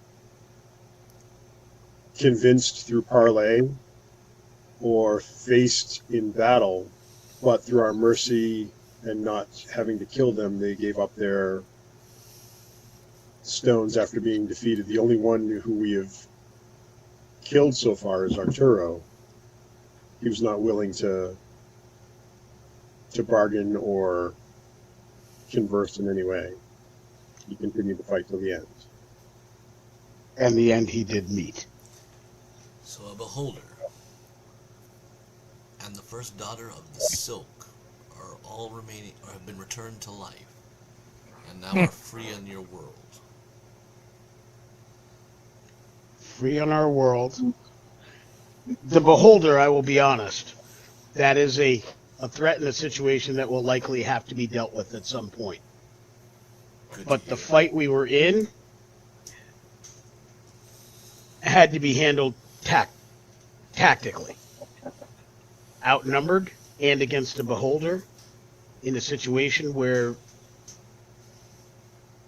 we had limited resources to be able to leave the land we were in.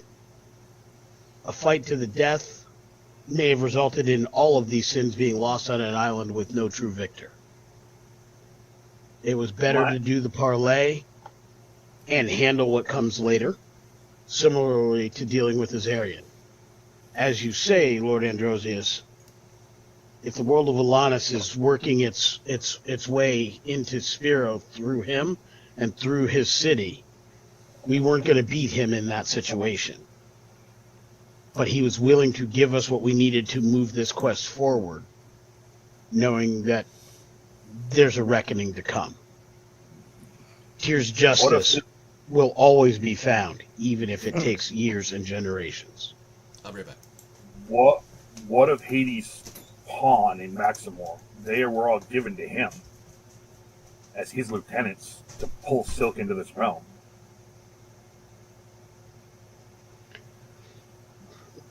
We have not come across them specifically, at least under that form. If they were given other names or set up in other ways, we have not yet come to them. We have gotten the stones. There's only the Grey Drakes left. So what they did after your dealing with them, I couldn't tell you. What about the weapons that were put into this world? Put into my world, sorry. If you could tell me the weapons you speak of, maybe we would know of where they've went and what has happened with them. The Blade of Tyr, the Sun Sword of Lathander, or Ra. I think that if it's been 15 to 17 years, I think Killian's a king right now. So if he had one, he would probably still have it. It would be at his Hey, capital, the stronghold. I got that information. I'm just distributing it as I see fit. Yeah. Science stupid, remember? Yeah. I am but a soldier, and the Order of the White Flame, our travels have been very specific and very focused on the stones and not the other elements. We are learning of the other things that took place most recently. So I couldn't tell you about specific other weapons because our focus has been uniquely on the stones. Had I even been aware that the Sword of Tyr was present, I certainly would have sought it out. What if I could tell you where the Sun Sword was? It is not something I would personally be able to wield, but I believe the scion of Apollo would do wonders with such an item. I already have Apollo's sword, the Sword of the Sun. Then maybe for at another time. Okay. But two with such blades, if we have to deal with Azarian, would not be a bad thing. Yes, surely going against a vampire, a second sword of the deity of the sun is unnecessary. No, You are very graced through and necessary. through, my friend. I said very necessary. You also said perhaps another time. We're not dealing with him now. I think I'm a little behind on this. I'm not sure why you are after all of these lieutenants when the game is Silk's imprisonment in this realm and Maximore's hold over them? As I understand, we have to retrieve this. As I understand, we have to retrieve the stones in order to be able to free her from the prison. From there, we will be advised of the next steps. Advised by...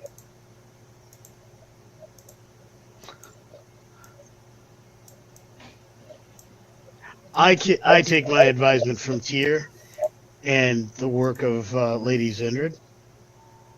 But right now, we know we have the stones. We know we have to collect them to move to the next step.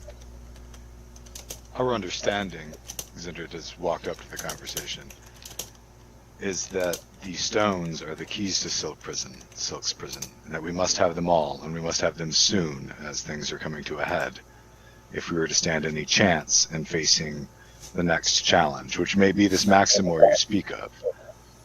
But at the moment, our quest is simple. We must get all 7 stones in order to save the world from being dominated by Hades. All other things secondary. The other part of this, you've mentioned the word lieutenants several times to Maximore.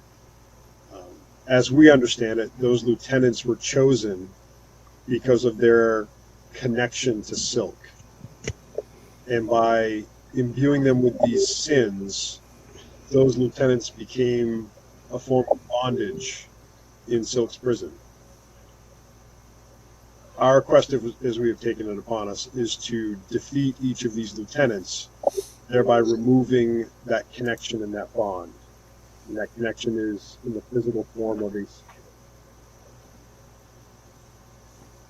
And that will free Silk from Hades' control and put him back in his place within the Pantheon? We assume if we break all the bonds, she will be able to escape the prison. Assume? Who's giving you this information? The Raven Queen and Tyr. I know neither of these For names. that, a high priestess of Apollo. I know Apollo. Essentially, the new deity between both realms. An ancient deity from one realm and an ancient deity from another realm, as manifested and told through the scion of said deity. To say we are on a mission from God belies the actual import of our quest. So the gods are actively acting against Hades, then? Yes. Okay. Some of them. Well, there are those who would benefit from Hades' ascension to the ruling of the realm, of course.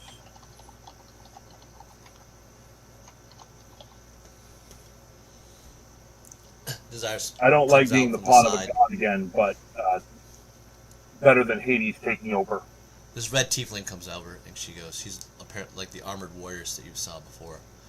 She goes, well, I just got to tell you, there's going to be a pretty big fight coming. That's kind of what it's all about. So they're just trying to take the better sides. You know, people are going to die. And Hades is trying to do a bad thing. So instead of having a realm of full dead, we're trying to make sure that doesn't happen. I'm not one to back down from a fight, that's for certain. Well, that's what we're serving.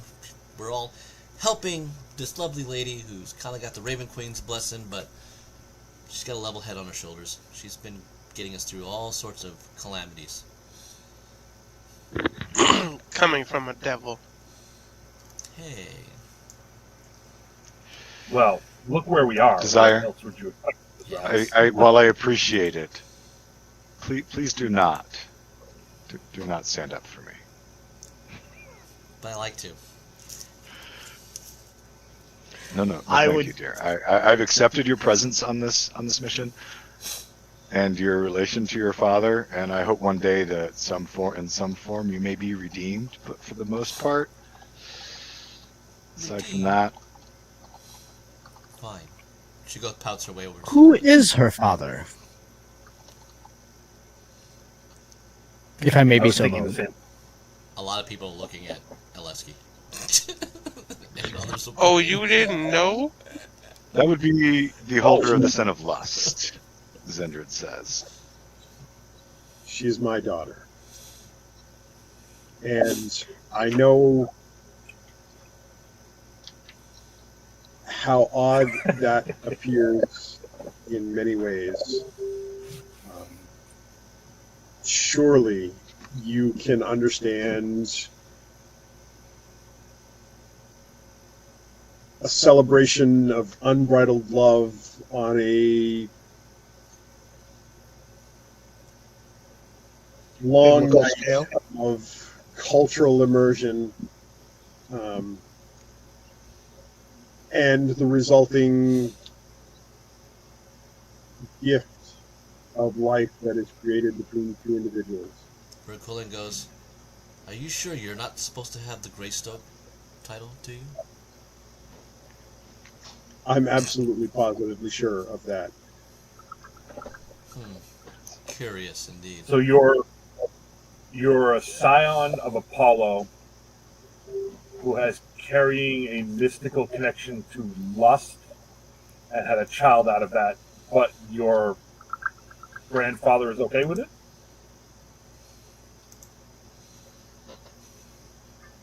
As much as I can answer that truthfully, yes, I believe so. I don't know my grandfather's will and opinion very much.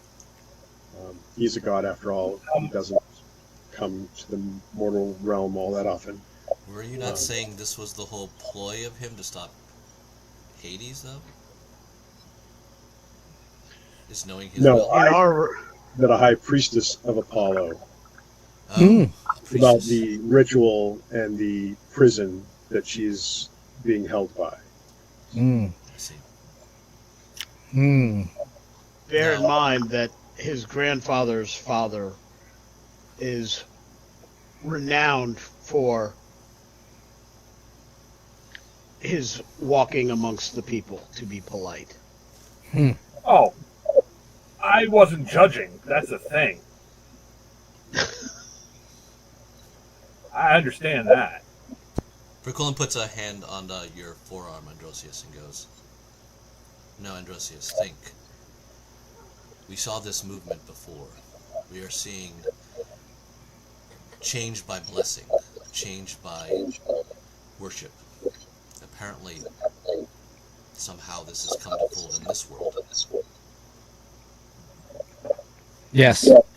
The influence of the deities in the lives of the people in this world is apparently just as deep and potentially corrupt as it was in ours. Yeah. But that's the thing we are being jaded by. We are too busy focusing on the names. It is what that one says, as he points to Oleski. It is the place.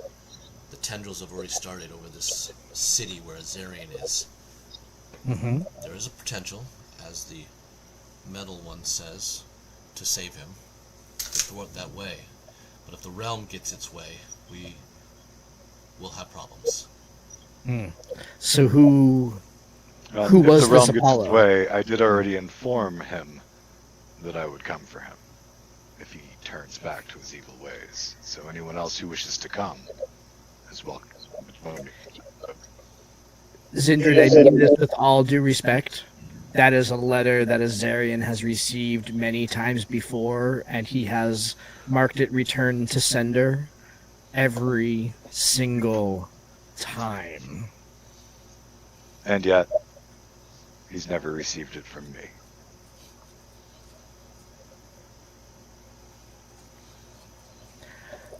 I suppose not.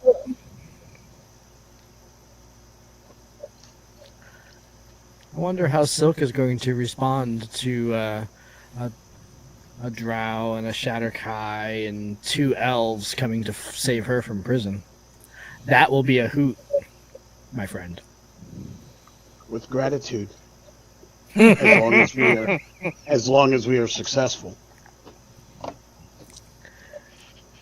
She doesn't seem like a particularly I serve the Raven Queen. nice god.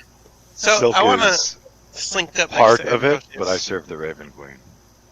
and just kind of whisper, they sing a lot of kumbaya here. To who? To Androsius. They wished for a great many things, which, if they are true, I will be surprised. But I have not been surprised by very much in a very long time. As is Oh, I made very know. evident by your trite and jaded attitude. Those with passive perceptions over 15 will now notice, and Cascade will immediately notice, that there is water hitting, like rushing water hitting the hull of the ship. What part of the ship? It looks normal to you. The ship is moving. I think The ships have caught sail. The ship has caught Oh, sail. okay. So at the bow. Yeah. Okay. that, if I recall correctly, when we noticed this happening in opposite, that's when we were leaving the mortal realm and entering Hades' realm. So is this us leaving Hades' realm? Like, do those who have connections with the deities, start feeling that better, or Give me a wisdom what have check, you? Mr. DD Connected. And do I get hungry? You start getting hungry, yeah.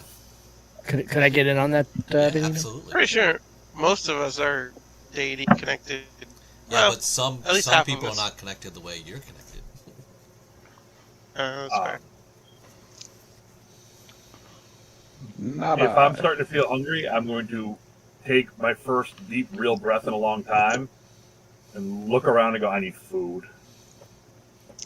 Electra will I drop. haven't eaten in apparently 15 years. I'm gonna go down below deck, see if I can find some fruit, and come up and toss it to him. Cool. You just handed fruit to a dragonborn. I'll eat it, but he's looking at it like, I suppose it's food. Is it dragon fruit? Hey, from what I've Wow. seen and tales that I've heard, dead pirates and such want to have fruit when they come back to life. So Vegetarian. Andros, An old Indian word for bad fisherman. 9. 9, so you're still not I putting mean- anything. HK? I'll eat it, but I could use a rope. It was like a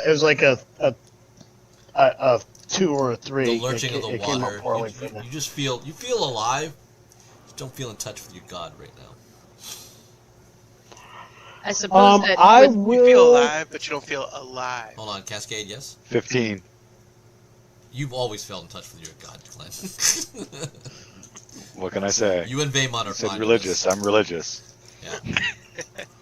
I suppose with gluttony, I feel like I am starving, like my stomach is eating my Oh, backbone. yeah. Okay. You give up the wheel of the ship. I'm gonna tell Brian to go get us some fish because she's good at that. If we're in real water, yeah. Well, so I have no connection to any gods, but I know that I'm moving, which is different. So I'm gonna shape water and pull some water up over the rail, over the water still. So when it bursts, it does it over the water. And say, Mr. Lexi, do you think this is? Are we back to normal? You're the one who pointed out we shouldn't be eating or drinking or anything down here.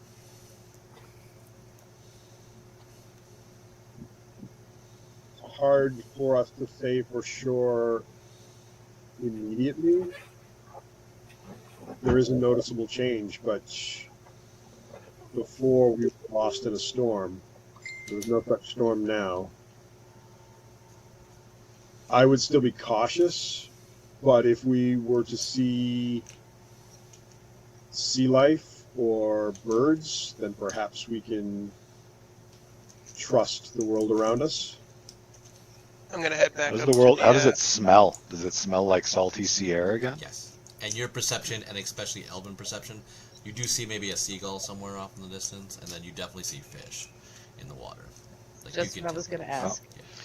I point them out, and Zindred sighs and says, "I'll take it, but I expected that to be much harder. I thought certainly there would be some great trial at the end to escape." It took my the spectral gem to enter the mortal realm again. Then I'm going to take a piece of hardtack or dry rations and soak it in garlic-infused oil from my mess kit, and I'm going to hand it to Sai and his companion and say, have a little of this as we get further out when they make a meal. You want to be prepared. If you've gone long without food, you don't wish to hurt yourself. Thank you. Oh, I've seen this happen. Yeah. Ladies and gentlemen, I believe the trial is ahead. We've got a boat half full of dead people now. Indeed, there's always another trial ahead. I simply expected something, but hey, as I said, I'll take it. But we're no longer dead. You already won your trial to get out of here. And you're welcome for Remember, the other part was a reward. Oh, did we? I thought that was just our first trial. Nope. No, that's reading Electo's work from whatever Sai went through. It wasn't the same. I must be getting used to it. This quest seems to be getting easier. Yeah. I don't know. You defeated a kraken who was trying to throw you in the water. It was pretty good. I was trying to get dicey. True story. The kraken was fun. How are you going to do that, Glenn?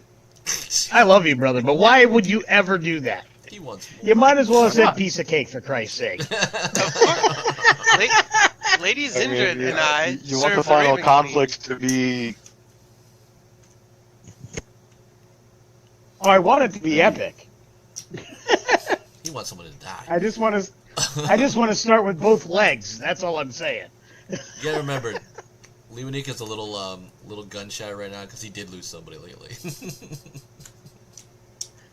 Well, Lady Zindred and There are I no serve the gnomes Raven here, though. Queen, so we are not afraid because she watches over us. All right. Indeed. The heart of the As long mermaid as is we in. can get her to have control of the land of the dead here. Yeah, the heart of the mermaid is in full sails. It is actually hitting water. And you do, for once again, now feel alive. The crew seems to be, responding well to it. They're up now, moving about, getting the ship moving moving in the direction you What need crew? to. The people you keep saving from before. Our crew, Your original crew. they're Our still crew alive. from our other boat. From We only Yeah, lost we kept them. maybe one person. yeah, you maybe? kept them alive. You Let's remember you kept sending them below deck. You're like, go below deck. There's a fight. Something happened Hades-bound to our dead last crew boat. of this boat we threw overboard. Yeah, no, And this- since then, our crew that we saved from our last boat the force of the storm. Yes, has you been still have crewing it. Okay, minus the old captain. You have a new captain. Everybody else is still there. great. Yeah.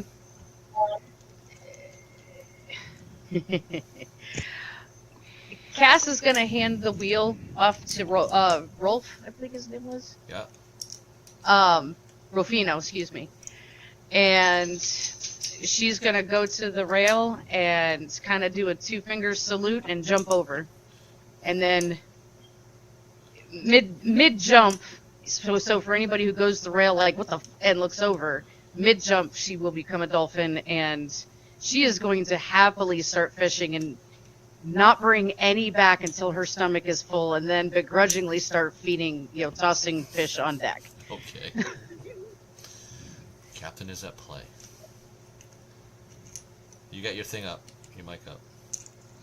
I look at Androsius. She does this. I thought that we weren't Or supposed to go in.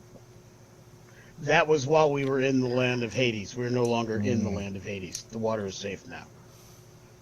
The water Welcome on to the lands of Spero. Welcome to Spero. Huh. So the newcomers are looking about, trying to mentally digest this in. Can I get any kind of like a history check or a nature check to... Does any of this look familiar? No, nothing looks familiar. And in We're, fact, we're way out at sea in right fact, It is That's it, yeah. wide open. You've probably seen big wide open ocean before. no. In fact, for you, Androsius, the seas have never seemed livelier than this. Like, you have never seen, like, the white open spray, white clouds in a deep blue sky, a fierce breeze hitting by. He was not a seafarer, that is true. No, but this is even something you know in your lore, that captains and sailors, there aren't many of them in Alanis. It is Right. a death. It's a very, very high risk job in Alanis to be on some When the water spray- where you could just be fogged in and fogged out at any Yep. point. When the sea foam is this active, it's because there's a dragon turtle underneath you. Or the fish people, if Mhm. you remember. So that's Speaking in of, his- while I'm below, is there anything of interest besides schools of fish? No. Okay. you are just enjoying yourself in your gluttony of you've been doing it before. So enjoy yourself. Just make sure you bring some back for us. Yes. Like I said, after she's full, she'll start dumping fish one by one on the deck. Little flipper maneuver and spit a fish at the boat. In his in his journals in the years just before he went to his final battle, Razan spoke of the last time he was away from Alanis and what the sea was like when he returned to Alanis. Because when he left Alanis the first time, it was not part of the Dread Realm. When he came back, it became part of the Dread Realm. So he actually wrote about and dreamed about in the days before his passing, the last time he saw a natural sea. Anyone who has proficiency in survival will know that you are going west. So I'm gonna. I guess HK looks like he's the guy who's doing most of the talking. So I'm going to ask him, where are we actually going, and who is actually in command here? We're going west. Who makes the final? Zindred is in charge of our overall mission. I am our tactical leader. So when we are in a war footing or a battle scenario, the group follows my lead as far as positioning and how to address the situation. But Zindred is our leader. The captain of the vessel is Cass, currently fishing. Well, on her boat, where it goes, I assume. Correct. I don't know As far as where we're headed, we are headed west, and then what we need to do is, once we have our bearings, move towards the location we know the Great Drake to be. And that is where? We were given directions Serpent to Island the or island, something? the Serpent Islands. Then what do I know of the Serpent Islands? You've never heard of it. Okay. That does not sound like a Never place heard of I've it? ever... It is not a place that was on any of our battle maps in the Legions or the White Flame had come across, so this will be new for us as well. Okay. I'm going to go up to Wasn't- Androsius. Wasn't there before? Give me one sec. Wasn't there a Serpent Island below, like south of Alanis? Well, Saurus Island. Yes. Ah, You're yep, thank you. You're thinking Saurus Island, where the dinosaurs and the lizards, the 13 Hence lizard. the look of giants. fear and apprehension on my face. All right, Vaymont, Sorry, carry on. you're- Who was it that walked up? Vaymont did. I'll just be confused. Greetings. Like, I don't know that place. Greetings, Elder Elf. And I'm going to bow deep. And Draymond, you're a half elf or a full elf? Shadar Kai, full of. Yep, thank you. Yep. Greetings, and he will share the elven word for a treasured youth. So, well, I mean, you clearly lived quite the life. You actually chose to die and got brought back. So how are you feeling?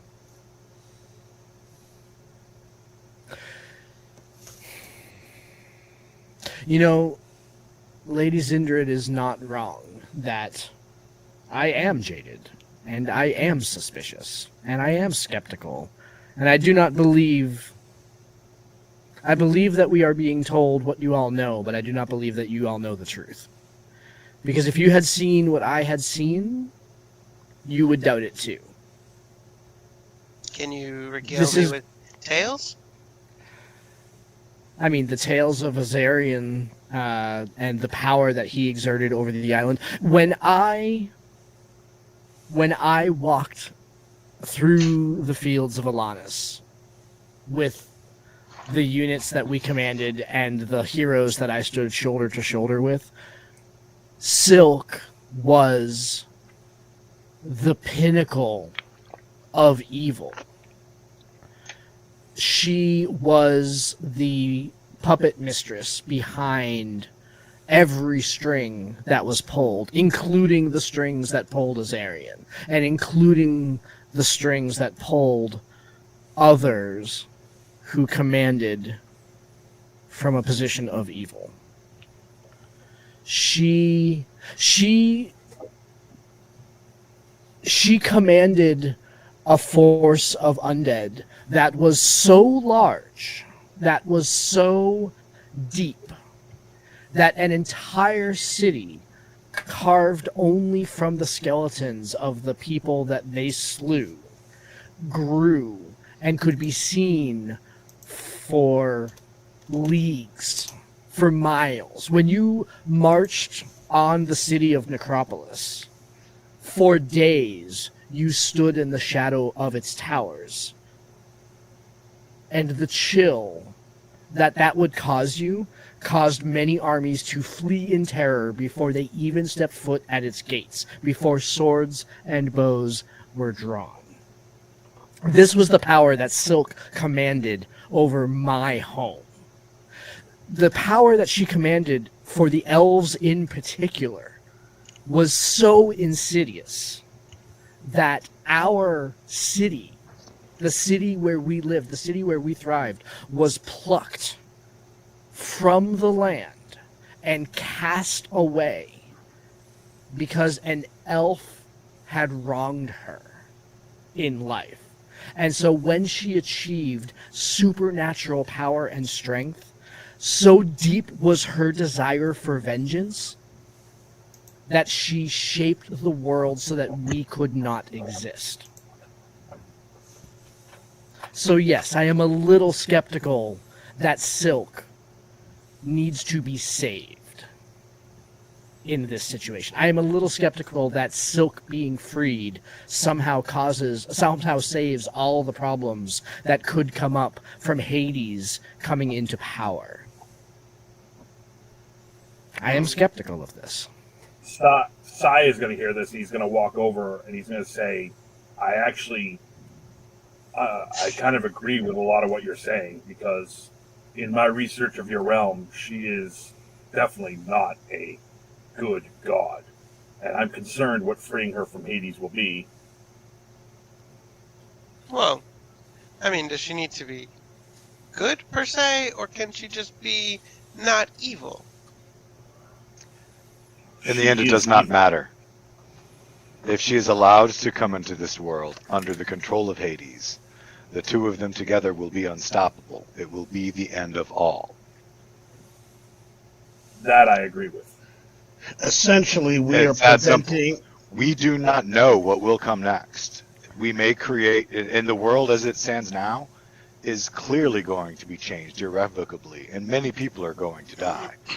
But the people have zero chance if Silk comes in under Hades' control. Which is why I say the first mission, and I still say is always the first mission, is to obtain the Silks, the Sunstones, free Silk from Hades' control, and then we deal with repercussions after that. We don't have a choice in this. At How do the you end say of your the character's name, day, Josh? It's very tiny. Androsius? Androsius. There we go. Yeah. Okay. Yeah. At the We end don't of have the a choice in day, this, Androsius. Silk comes to our realm whether we want it or not. And what if freeing her makes her come back to my realm? What if our realms are not the same? What if they exist in parallel? And freeing this action that I take to free her from the yoke that she is under unleashes her on my people again. Do not look at me and tell me we do not have a choice, Lady Zindred. I have the choice and I am on the boat, but do not ask me to put aside my skepticism. I believe the answer to your question is this. She is in your realm now. The question is, does she come fully to our realm in one way or the other? She is either leaving your realm or your realm is joining with this one. If she comes to this realm or these realms join and Hades has control of her power, it will be used for one and only one purpose: the destruction of all that remain within both realms. Unless she Whether is they not are in apart or mine, together. she is imprisoned. But that's not going to stay the same no matter what. The realms are combining. They're not staying separate. Requilin goes, then that's it. That is why Tyr came in. Androsius. Lady Zindred is right. She is being pulled by this divine being, a ploy of a Pantheon. It is our responsibility to save this world. We know what our world already is. We know the prison that we live in of hers. We cannot let her in here. I can be on the boat and not happy about it, Uncle. We've already There's a been- difference between not being happy about it, Androsius, and sowing seeds of dissent and doubt. He asked me for the stories of my realm, Lady Zindred. That I did. The histories are important. If there is one thing, if there is one ribbon which has tied everybody who has walked through the fields of Alanis, it is that the histories and the details within are always important. Always.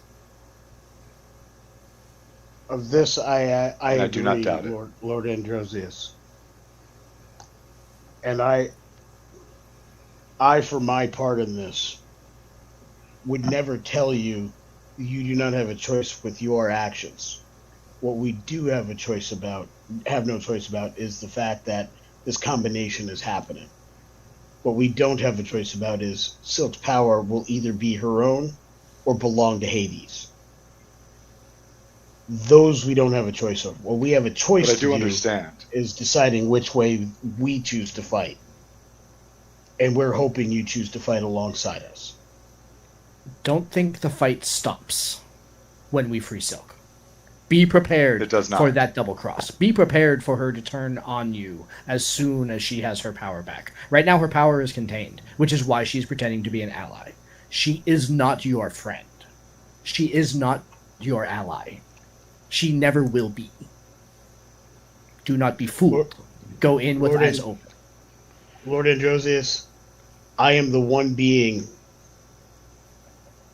here who has the possibility, though my profession might indicate otherwise, to live longer than even you or your uncle. The war for a Warforged is never over. But I will give you the words that was given to me by my wife that I hold dear. But what would you do if it were over? I recognize that fights go on. There will always be another villain. But can you imagine, can you dream of a world where the fight actually was won? That's the hope that my wife put in my heart. That's what makes me live greater than any Warforged who has ever lived. I will outlive every single person I know unless I die in the field of combat. Which you may. But I can tell you this. I will live greater because in my heart I have the dream that we will see that day. And I now have a connection with Tyr. And I now have a connection with these blades that will carry my hope to the next wielder and the wielder beyond that. And someday, somebody who holds these blades, somebody who carries the word of Tyr, will live in that world where there is justice, where there is order, where that fight can be done. That's why I choose to fight. And I don't worry about anything beyond this battle that I'm in now and doing the right thing today, because I have faith in what happens tomorrow. There was a day that I had hope. Someday I will tell you the tale of Deshkar. There was a time that I had hope. Androsius, I understand your cynicism far more than you probably could ever understand, unless you had been raised a drow. And I do actually apologize. I'm asking you to accept the truth of the matter and my stark means of prioritizing when you've had but a day with this information. It's something that I have struggled with for many, many, many months. And I go into it very much with eyes wide open, and I dread the tasks that I may be asked to do when this is over. How much older is But I meant everything else I said. Than Zindri? First, we must do this before we can deal with the repercussions. We've got to see what they become as well. There was a day, Lady Zindred, where we would not be conversing, for I would have put an arrow between your eyes on sight. The fact that I am here, I hope, you'd have tried, is enough. HK is looking for Laura to make sure he interposes himself at this time. He's going to do it quietly. It does but mean he a is lot. definitely interposing. It does mean a lot that you have been as civil as you are, given the hate I've seen behind your eyes. A thin elven woman with arm blades, like from sheath here, like she kind of like slithed a little bit to the mast and paid attention. And that burly dark elf that seemed to have just come back as well, he also kind of like just looked up from his whittling. Baymont's curiously excited.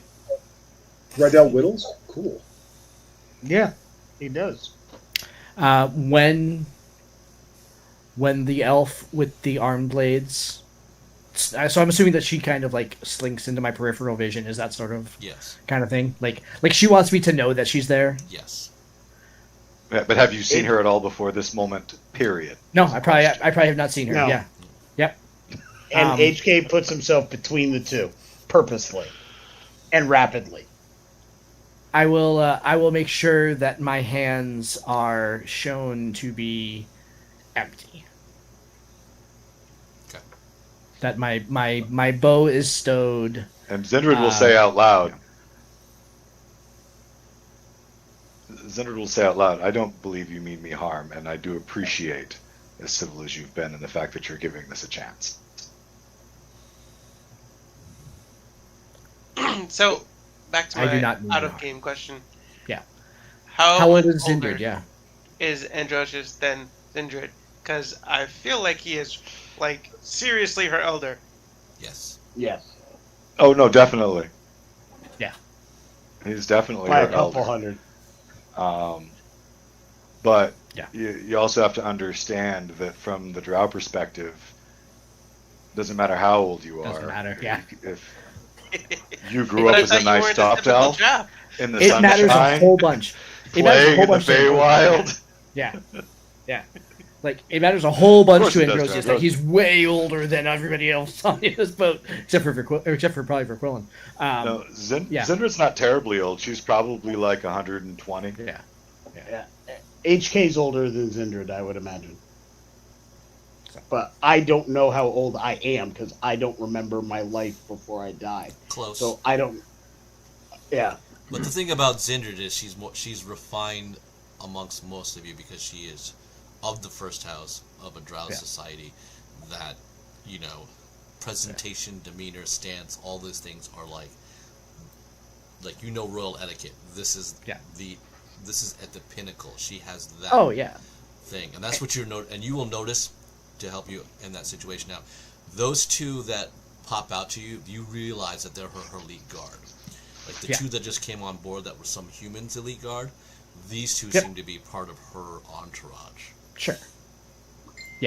Yeah, and that's sort of that's like the sand in the face for Androsius right now. Is not just that Zindred is drow, but also that she is drow and speaks the language of royal etiquette. That's just like, that's the acid in the eye, right? That for him right now. So, and he's working with it. He's dealing with it. But at the same time, you know, at the same time, she's inspired loyalty in the people around her. You know, that says something for her too. It's a huge amount. Most of them. So did Silk. So, in Vaymont's case, Vaymont is very in between because he's a Shadow guy. He's not a drow. Wasn't raised as a drow. Yeah. So this weird thing going on between Zindred and Androsius is very odd and interesting to Vaymont because I respect an elder elf, but I also respect Zindred. And it's odd to see that Zindred doesn't have the exact same type of respect because I'm only going off her age. I don't know too much more deeply into it. Sure. So as things Being as young as she is, and of the first house, and the first paladin of the Raven Queen, Zindred has had to defy the normal bounds of age and respect within any elven community her whole life. She just steps forward, says what she has to say. That's just kind of the way she is. Art, do you want to say something? Yeah, so as things start looking like they're in that awkward, like the argument is sort of at that standoff phase, Sai's going to walk over to the little group where Zindred and HK and Androsius all are and say, so we're heading for these isles. What is the plan? What is our intelligence? What do we know going in? What do we need to do? What do we need to be prepared for? HK, you're a military commander. What intel do you have? What assets do we have? What do we know? I was hoping to gain information about the Grey Drake from those of you those who came to us new, specifically Beauregard, Lord Verquillen, and Androsius. If you've had any battles with the Grey Drake, learning from your conflicts with him would be my hope on this journey, so that I can formulate better plans. And we can do. What I do know is very little. I know that he is slippery. I know that he moves about a lot. He goes for kill shots, which means we are likely to encounter minions whose purpose will be to whittle us down, and then he will appear to make his death strokes. That's kind of how I assume things will go, but I do need to match my understanding of his tactics with real-world experience, and then we need to start drilling towards those effects. But positioning ourselves in a way that those of us who are better at perceiving threats are constantly aware. For those that are experts with ranged attack, it'll be important for them to, once he makes his presence known, extricate yourself from the immediate battle so that you can draw aim, but similarly not being so far removed as others can't get to you. Because my guess is he will move to work us down by getting those who are on our peripheries. You're talking about dividing our attention. Battle. I respect all that, but we have no idea where we're going, where he is, what he has. Do we have anyone with any magic that can cast divination?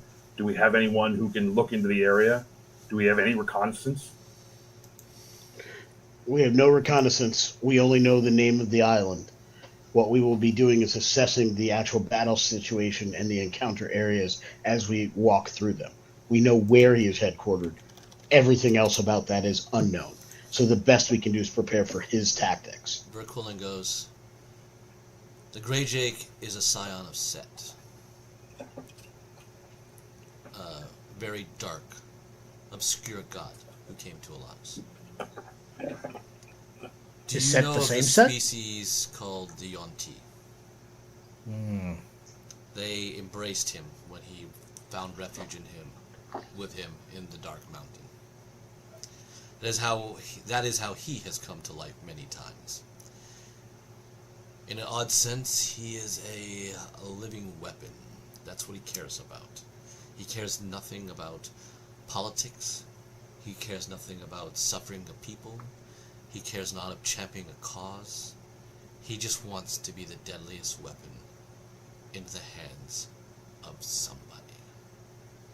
He is what they call ninja, from a culture in Alanis that very protective of its,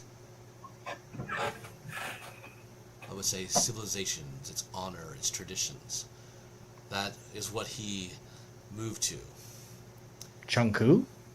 Yes, but he was not allowed there, for his obsession with being the living weapon was what drifted him toward the Yonti, who did indeed embrace him.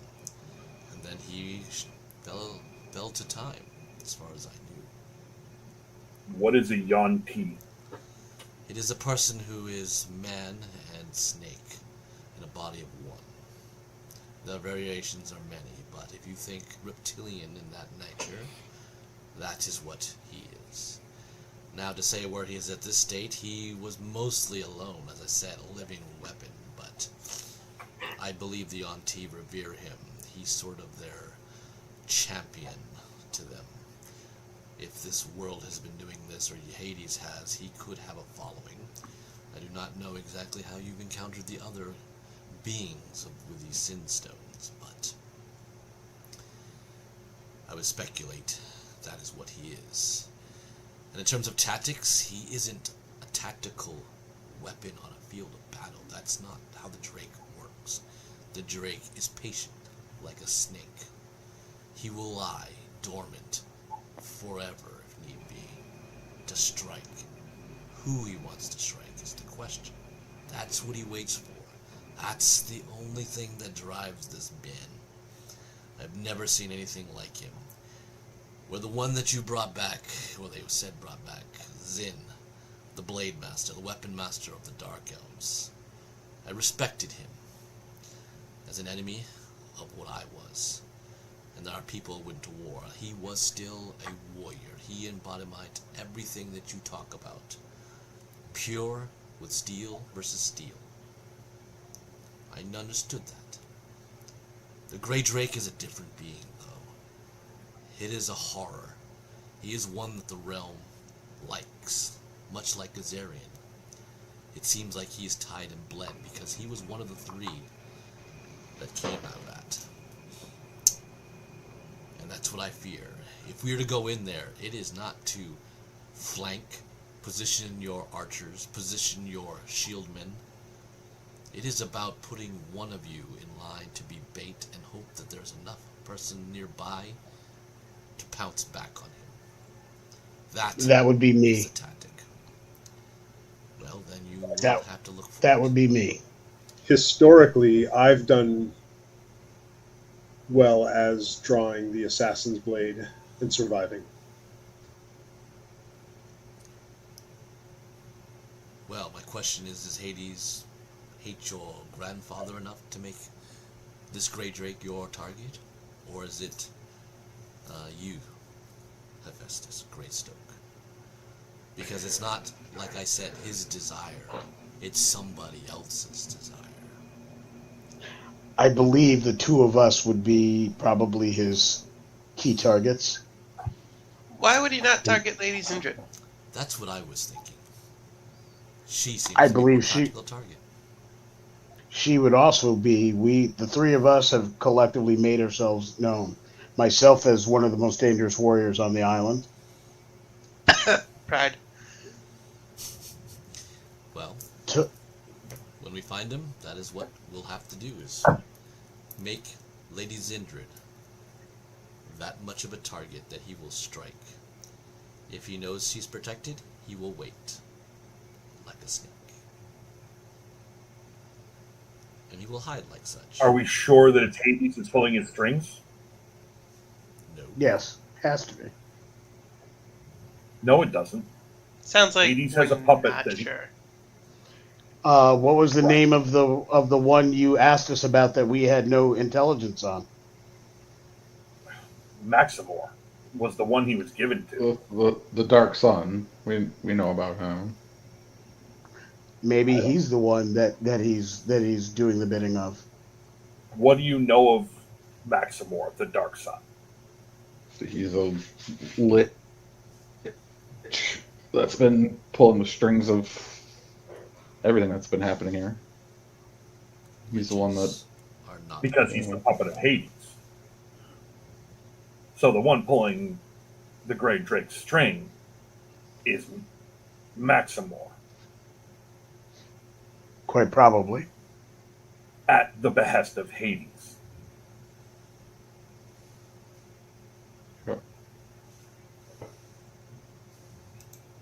Well, we do know that the Lich operates large groups of individuals, has sent enemies of various types and kinds. Whoever is in an area, he always has some threat to send after our group. He has sent the Nine. He has sent others after us in the past. So I can assume that we will be dealing with others, and the Grey Drake will be tasked to take out who he feels is the greatest target. I believe Sounds Lady more- Zindred is likely to be that target, but if the Grey Drake is truly out to be the most dangerous weapon, that would make me the target. If Maximor wants to deal a blow to Apollo, that would make Alexei the target. So we have three options in this case. You should know, I turned him down when he asked me to join him, so I also may be a target, out of spite. we don't know if he knows that you're going to be back yet. If I feel like I was known by Hades agents while being in hell, Hades knows I've left. Hades will tell Maximor. Even if he doesn't, I'm pretty distinctive on the battlefield. Just worth considering.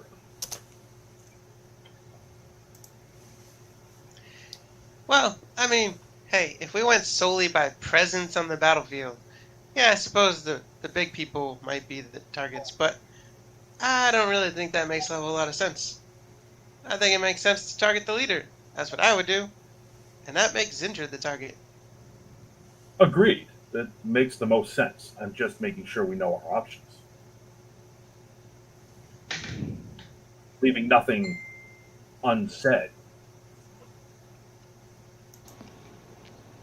It Well, feels as strange long as to it's- be considered Uh, as I the was just going target. to say, as long as it's one of you But- guys, it ultimately doesn't really matter. As long as it's one of you guys that he's coming after and we can get him done. It absolutely matters which one he's going after, because they'll try to separate that person from the group. They'll try and isolate that person. They'll ensure Yeah, that person Zindred is can never be alone. forced. So big. Let's pass specific order. Which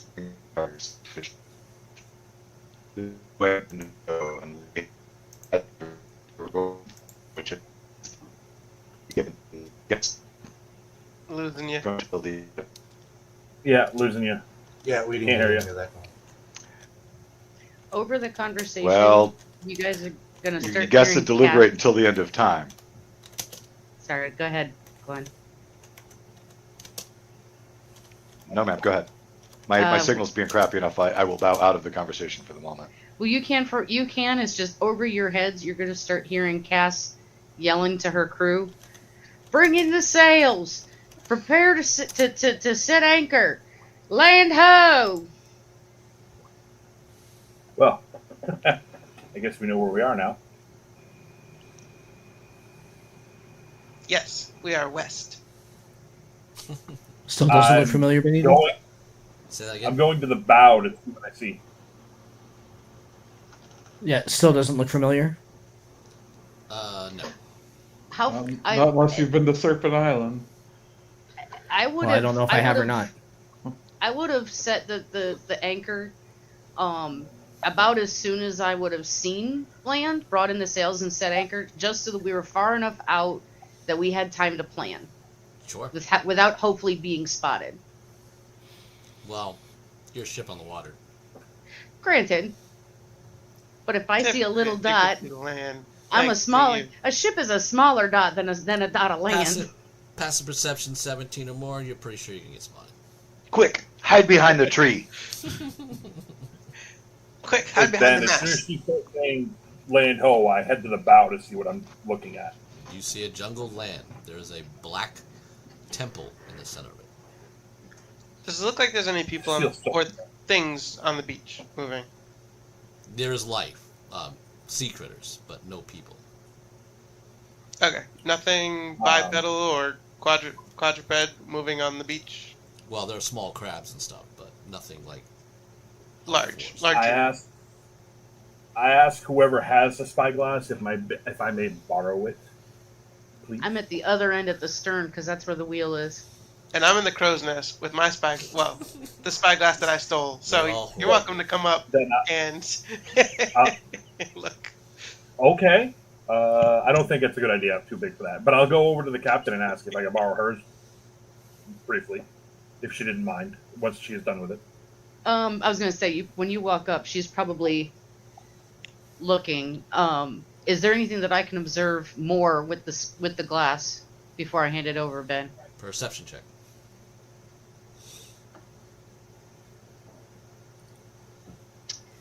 Uh, 26.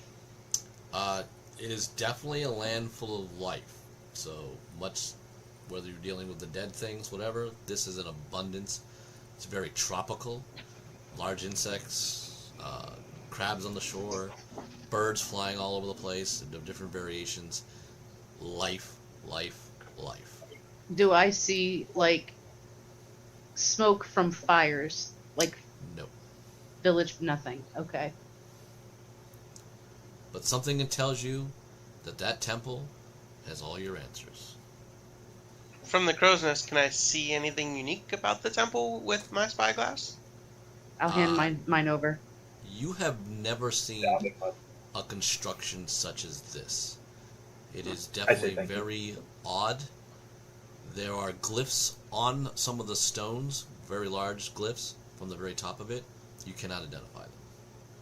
What is the shape of the temple? Does it look like a pyramid? Does it look like a tower? It looks like something from a Mayan culture, if we were to take it from an example from that. A Mayan pyramid like Chichen Itza, Uxmal, one of those. Yeah, a stepped pyramid. Yes. All right. I handed you my spyglass, Sai. At this point, I will look at Androsius and I will say, as a warrior, I am trained in a number of techniques and tactics, including providing advantages to my allies. As a paladin, I have the ability to heal in a limited sense, but my powers are limited somewhat in that regard. I do hold the Swords of Tyr, so when we are in conversation or if we are questioning, I will be of great use there. It is important that each of us introduce our abilities to each of you. I fear that we probably have more knowledge about your overall skills and techniques as far as the histories that we know. But if there's anything unique that I would need to know other than your amazing skill and technique and trick shots as an archer that I need to be aware of, please let us know so we can factor that into how we maneuver. I look at this point at Firebrand and I say, my friend, for instance, is a wielder of fire. and magical fire, but he can shape that around others. So if you see him throw a fireball on a group of us, fear not for us. He has the ability to protect us from his flames. You will see Androsius is wearing a holy symbol around his neck, and as he says this, he clutches it and says that I also became a paladin later in life. I have some limited abilities of healing and some magic, some magical influence when I am able to connect to my deities, but I have not quite rebuilt that connection yet. It has been some time, obviously, since I have been connected to them. Mr. HK, Yes. do you think now would you like for me to change myself into a nice inconspicuous bird and overfly the island at height? If you I were think to that'd do be so, I think you should do so where you cannot be in line of sight of the island currently. I would not assume that we are not being observed. How can I overfly and spy an island if it's not in sight? No, your I think he change means must do not happen out of transform. sight. Do not transform on deck. Transform below deck, fly out a window facing away from the island, so as they cannot see you do so. Oh, Even that's I understood Hey, that, Ben. Cass. Come on. Hey, You Ben, when I hush. get the Spyglass, I'll see if there are any paths or trails through the woods, and if there's anything leading up to the pyramid, any kind of tactical place we could land intelligently, any kind of beat that we could form. It doesn't look like there's really any path. It doesn't look like anyone's been here on this beach to do like that. Looks Those like that it's are looking completely around, inhabited. if your passive perception is above 20, there are birds that are bigger than normal birds. They're Oh. reptilian. Yeah, do not do that. Yeah, I do would have not do noticed. that. Yeah. I would have noticed that and You will just be not prey, suggested yeah. it. Never mind. Well, I mean, that all depends on whether or not I could be seen. If I'm something nice and small, say like a hummingbird, Like a flea? no, like a Something- nice, quick hummingbird. Hummingbird Something that aren't looks like a nice fast. snack. I might be too An fast and too appetizer, small to exactly. be noticed. Does anyone have magic that can make her invisible? So, Cass, the birds that I can see from here, they do not look like any birds I've seen. And I They don't think to me you would either. become dinner. I also would assume they could see and track a hummingbird. I can just- make I her just- invisible. Creatures Well, don't for get up to an that hour. large by hunting creatures their size. They get that large by Well, hunting creatures smaller. What was that, Firebrand? I can- You can make her invisible for an hour? Yep. That sounds Up to an wonderful. hour. That sounds fantastic. Invisible is great.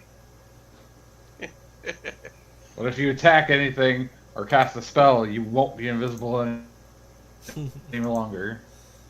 If Captain Hummingbird is casting a spell, we have bigger problems than the fact she's not invisible anymore. Well, There's that too. I don't know if it's a Yes. spell to change her shape. If she changes into a different shape for some reason, that would end. I too can make myself invisible. I mean, I would say have her make her change Make it. and then cast your spell, right? Because then cast invisibility. If casting a spell would break the invisibility, do the invisibility last. Cass is gonna grab Firebrand by the hand and say, "Come with me," and she's gonna drag you below decks. Bounce, chicka, bounce. When we get to the captain's cabin, Whoa. she's gonna put, her hand is gonna grip a little bit tighter, and then kind of fall onto your hand as, instead of a hummingbird, just because for speed and eyesight, she chose a falcon. Actually, right Yeah. before she said that, she's gonna say, "Toss me out the window after you make me invisible." So now you have a falcon on your hand staring at you. Boop!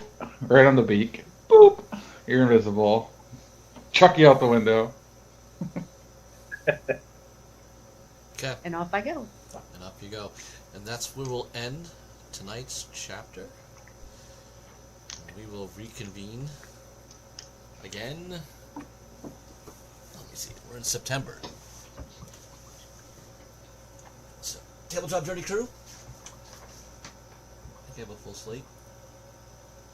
3rd or 10th work for you guys? 3rd works, 10th does not. So let's do the 3rd. I'm not So good on the 10th is third. not I good won't for be me. there. What was that? I'm not good for the 3rd. That's the It's Labor Day goes weekend. away, Labor Day weekend. Yeah. And the 27th is my birthday. How about the Okay. 17th? Does that work for everybody? Not for me. Oh, we're getting with some difficulty then. Oh. Yeah. 24th is good for me. 24th, that's the 24th last works for Sunday. me. Otherwise, I'll have to pick one. There you go. My birthday Sunday. Haha. 24th Alright. is good for me. 24th, that's so- where we're at. Just so you, as a reminder to you, Ben, is that Ren Fair will have started on the 2nd. So, and I work on Sundays, so Okay. I could be late. I will keep you up to date. We will use you as a falcon until you show up. So we're going for the 24th. 24th for Streams of Spero. Well, thank you. Alright. And welcome our 2 new players. And Yeah. this Welcome. will be the hunt for the Grey Drake. So, a major end is at hand. I like it. Bring your anti-venom. Until next month. Right, exactly. Make sure you slather yourself in the stuff for the sturges, right? Alright. Thanks, everyone. Alright. Good night, all. Good night, all. Good night, all. I'm gonna hop off. Y'all have a great night. Night. Have a good week.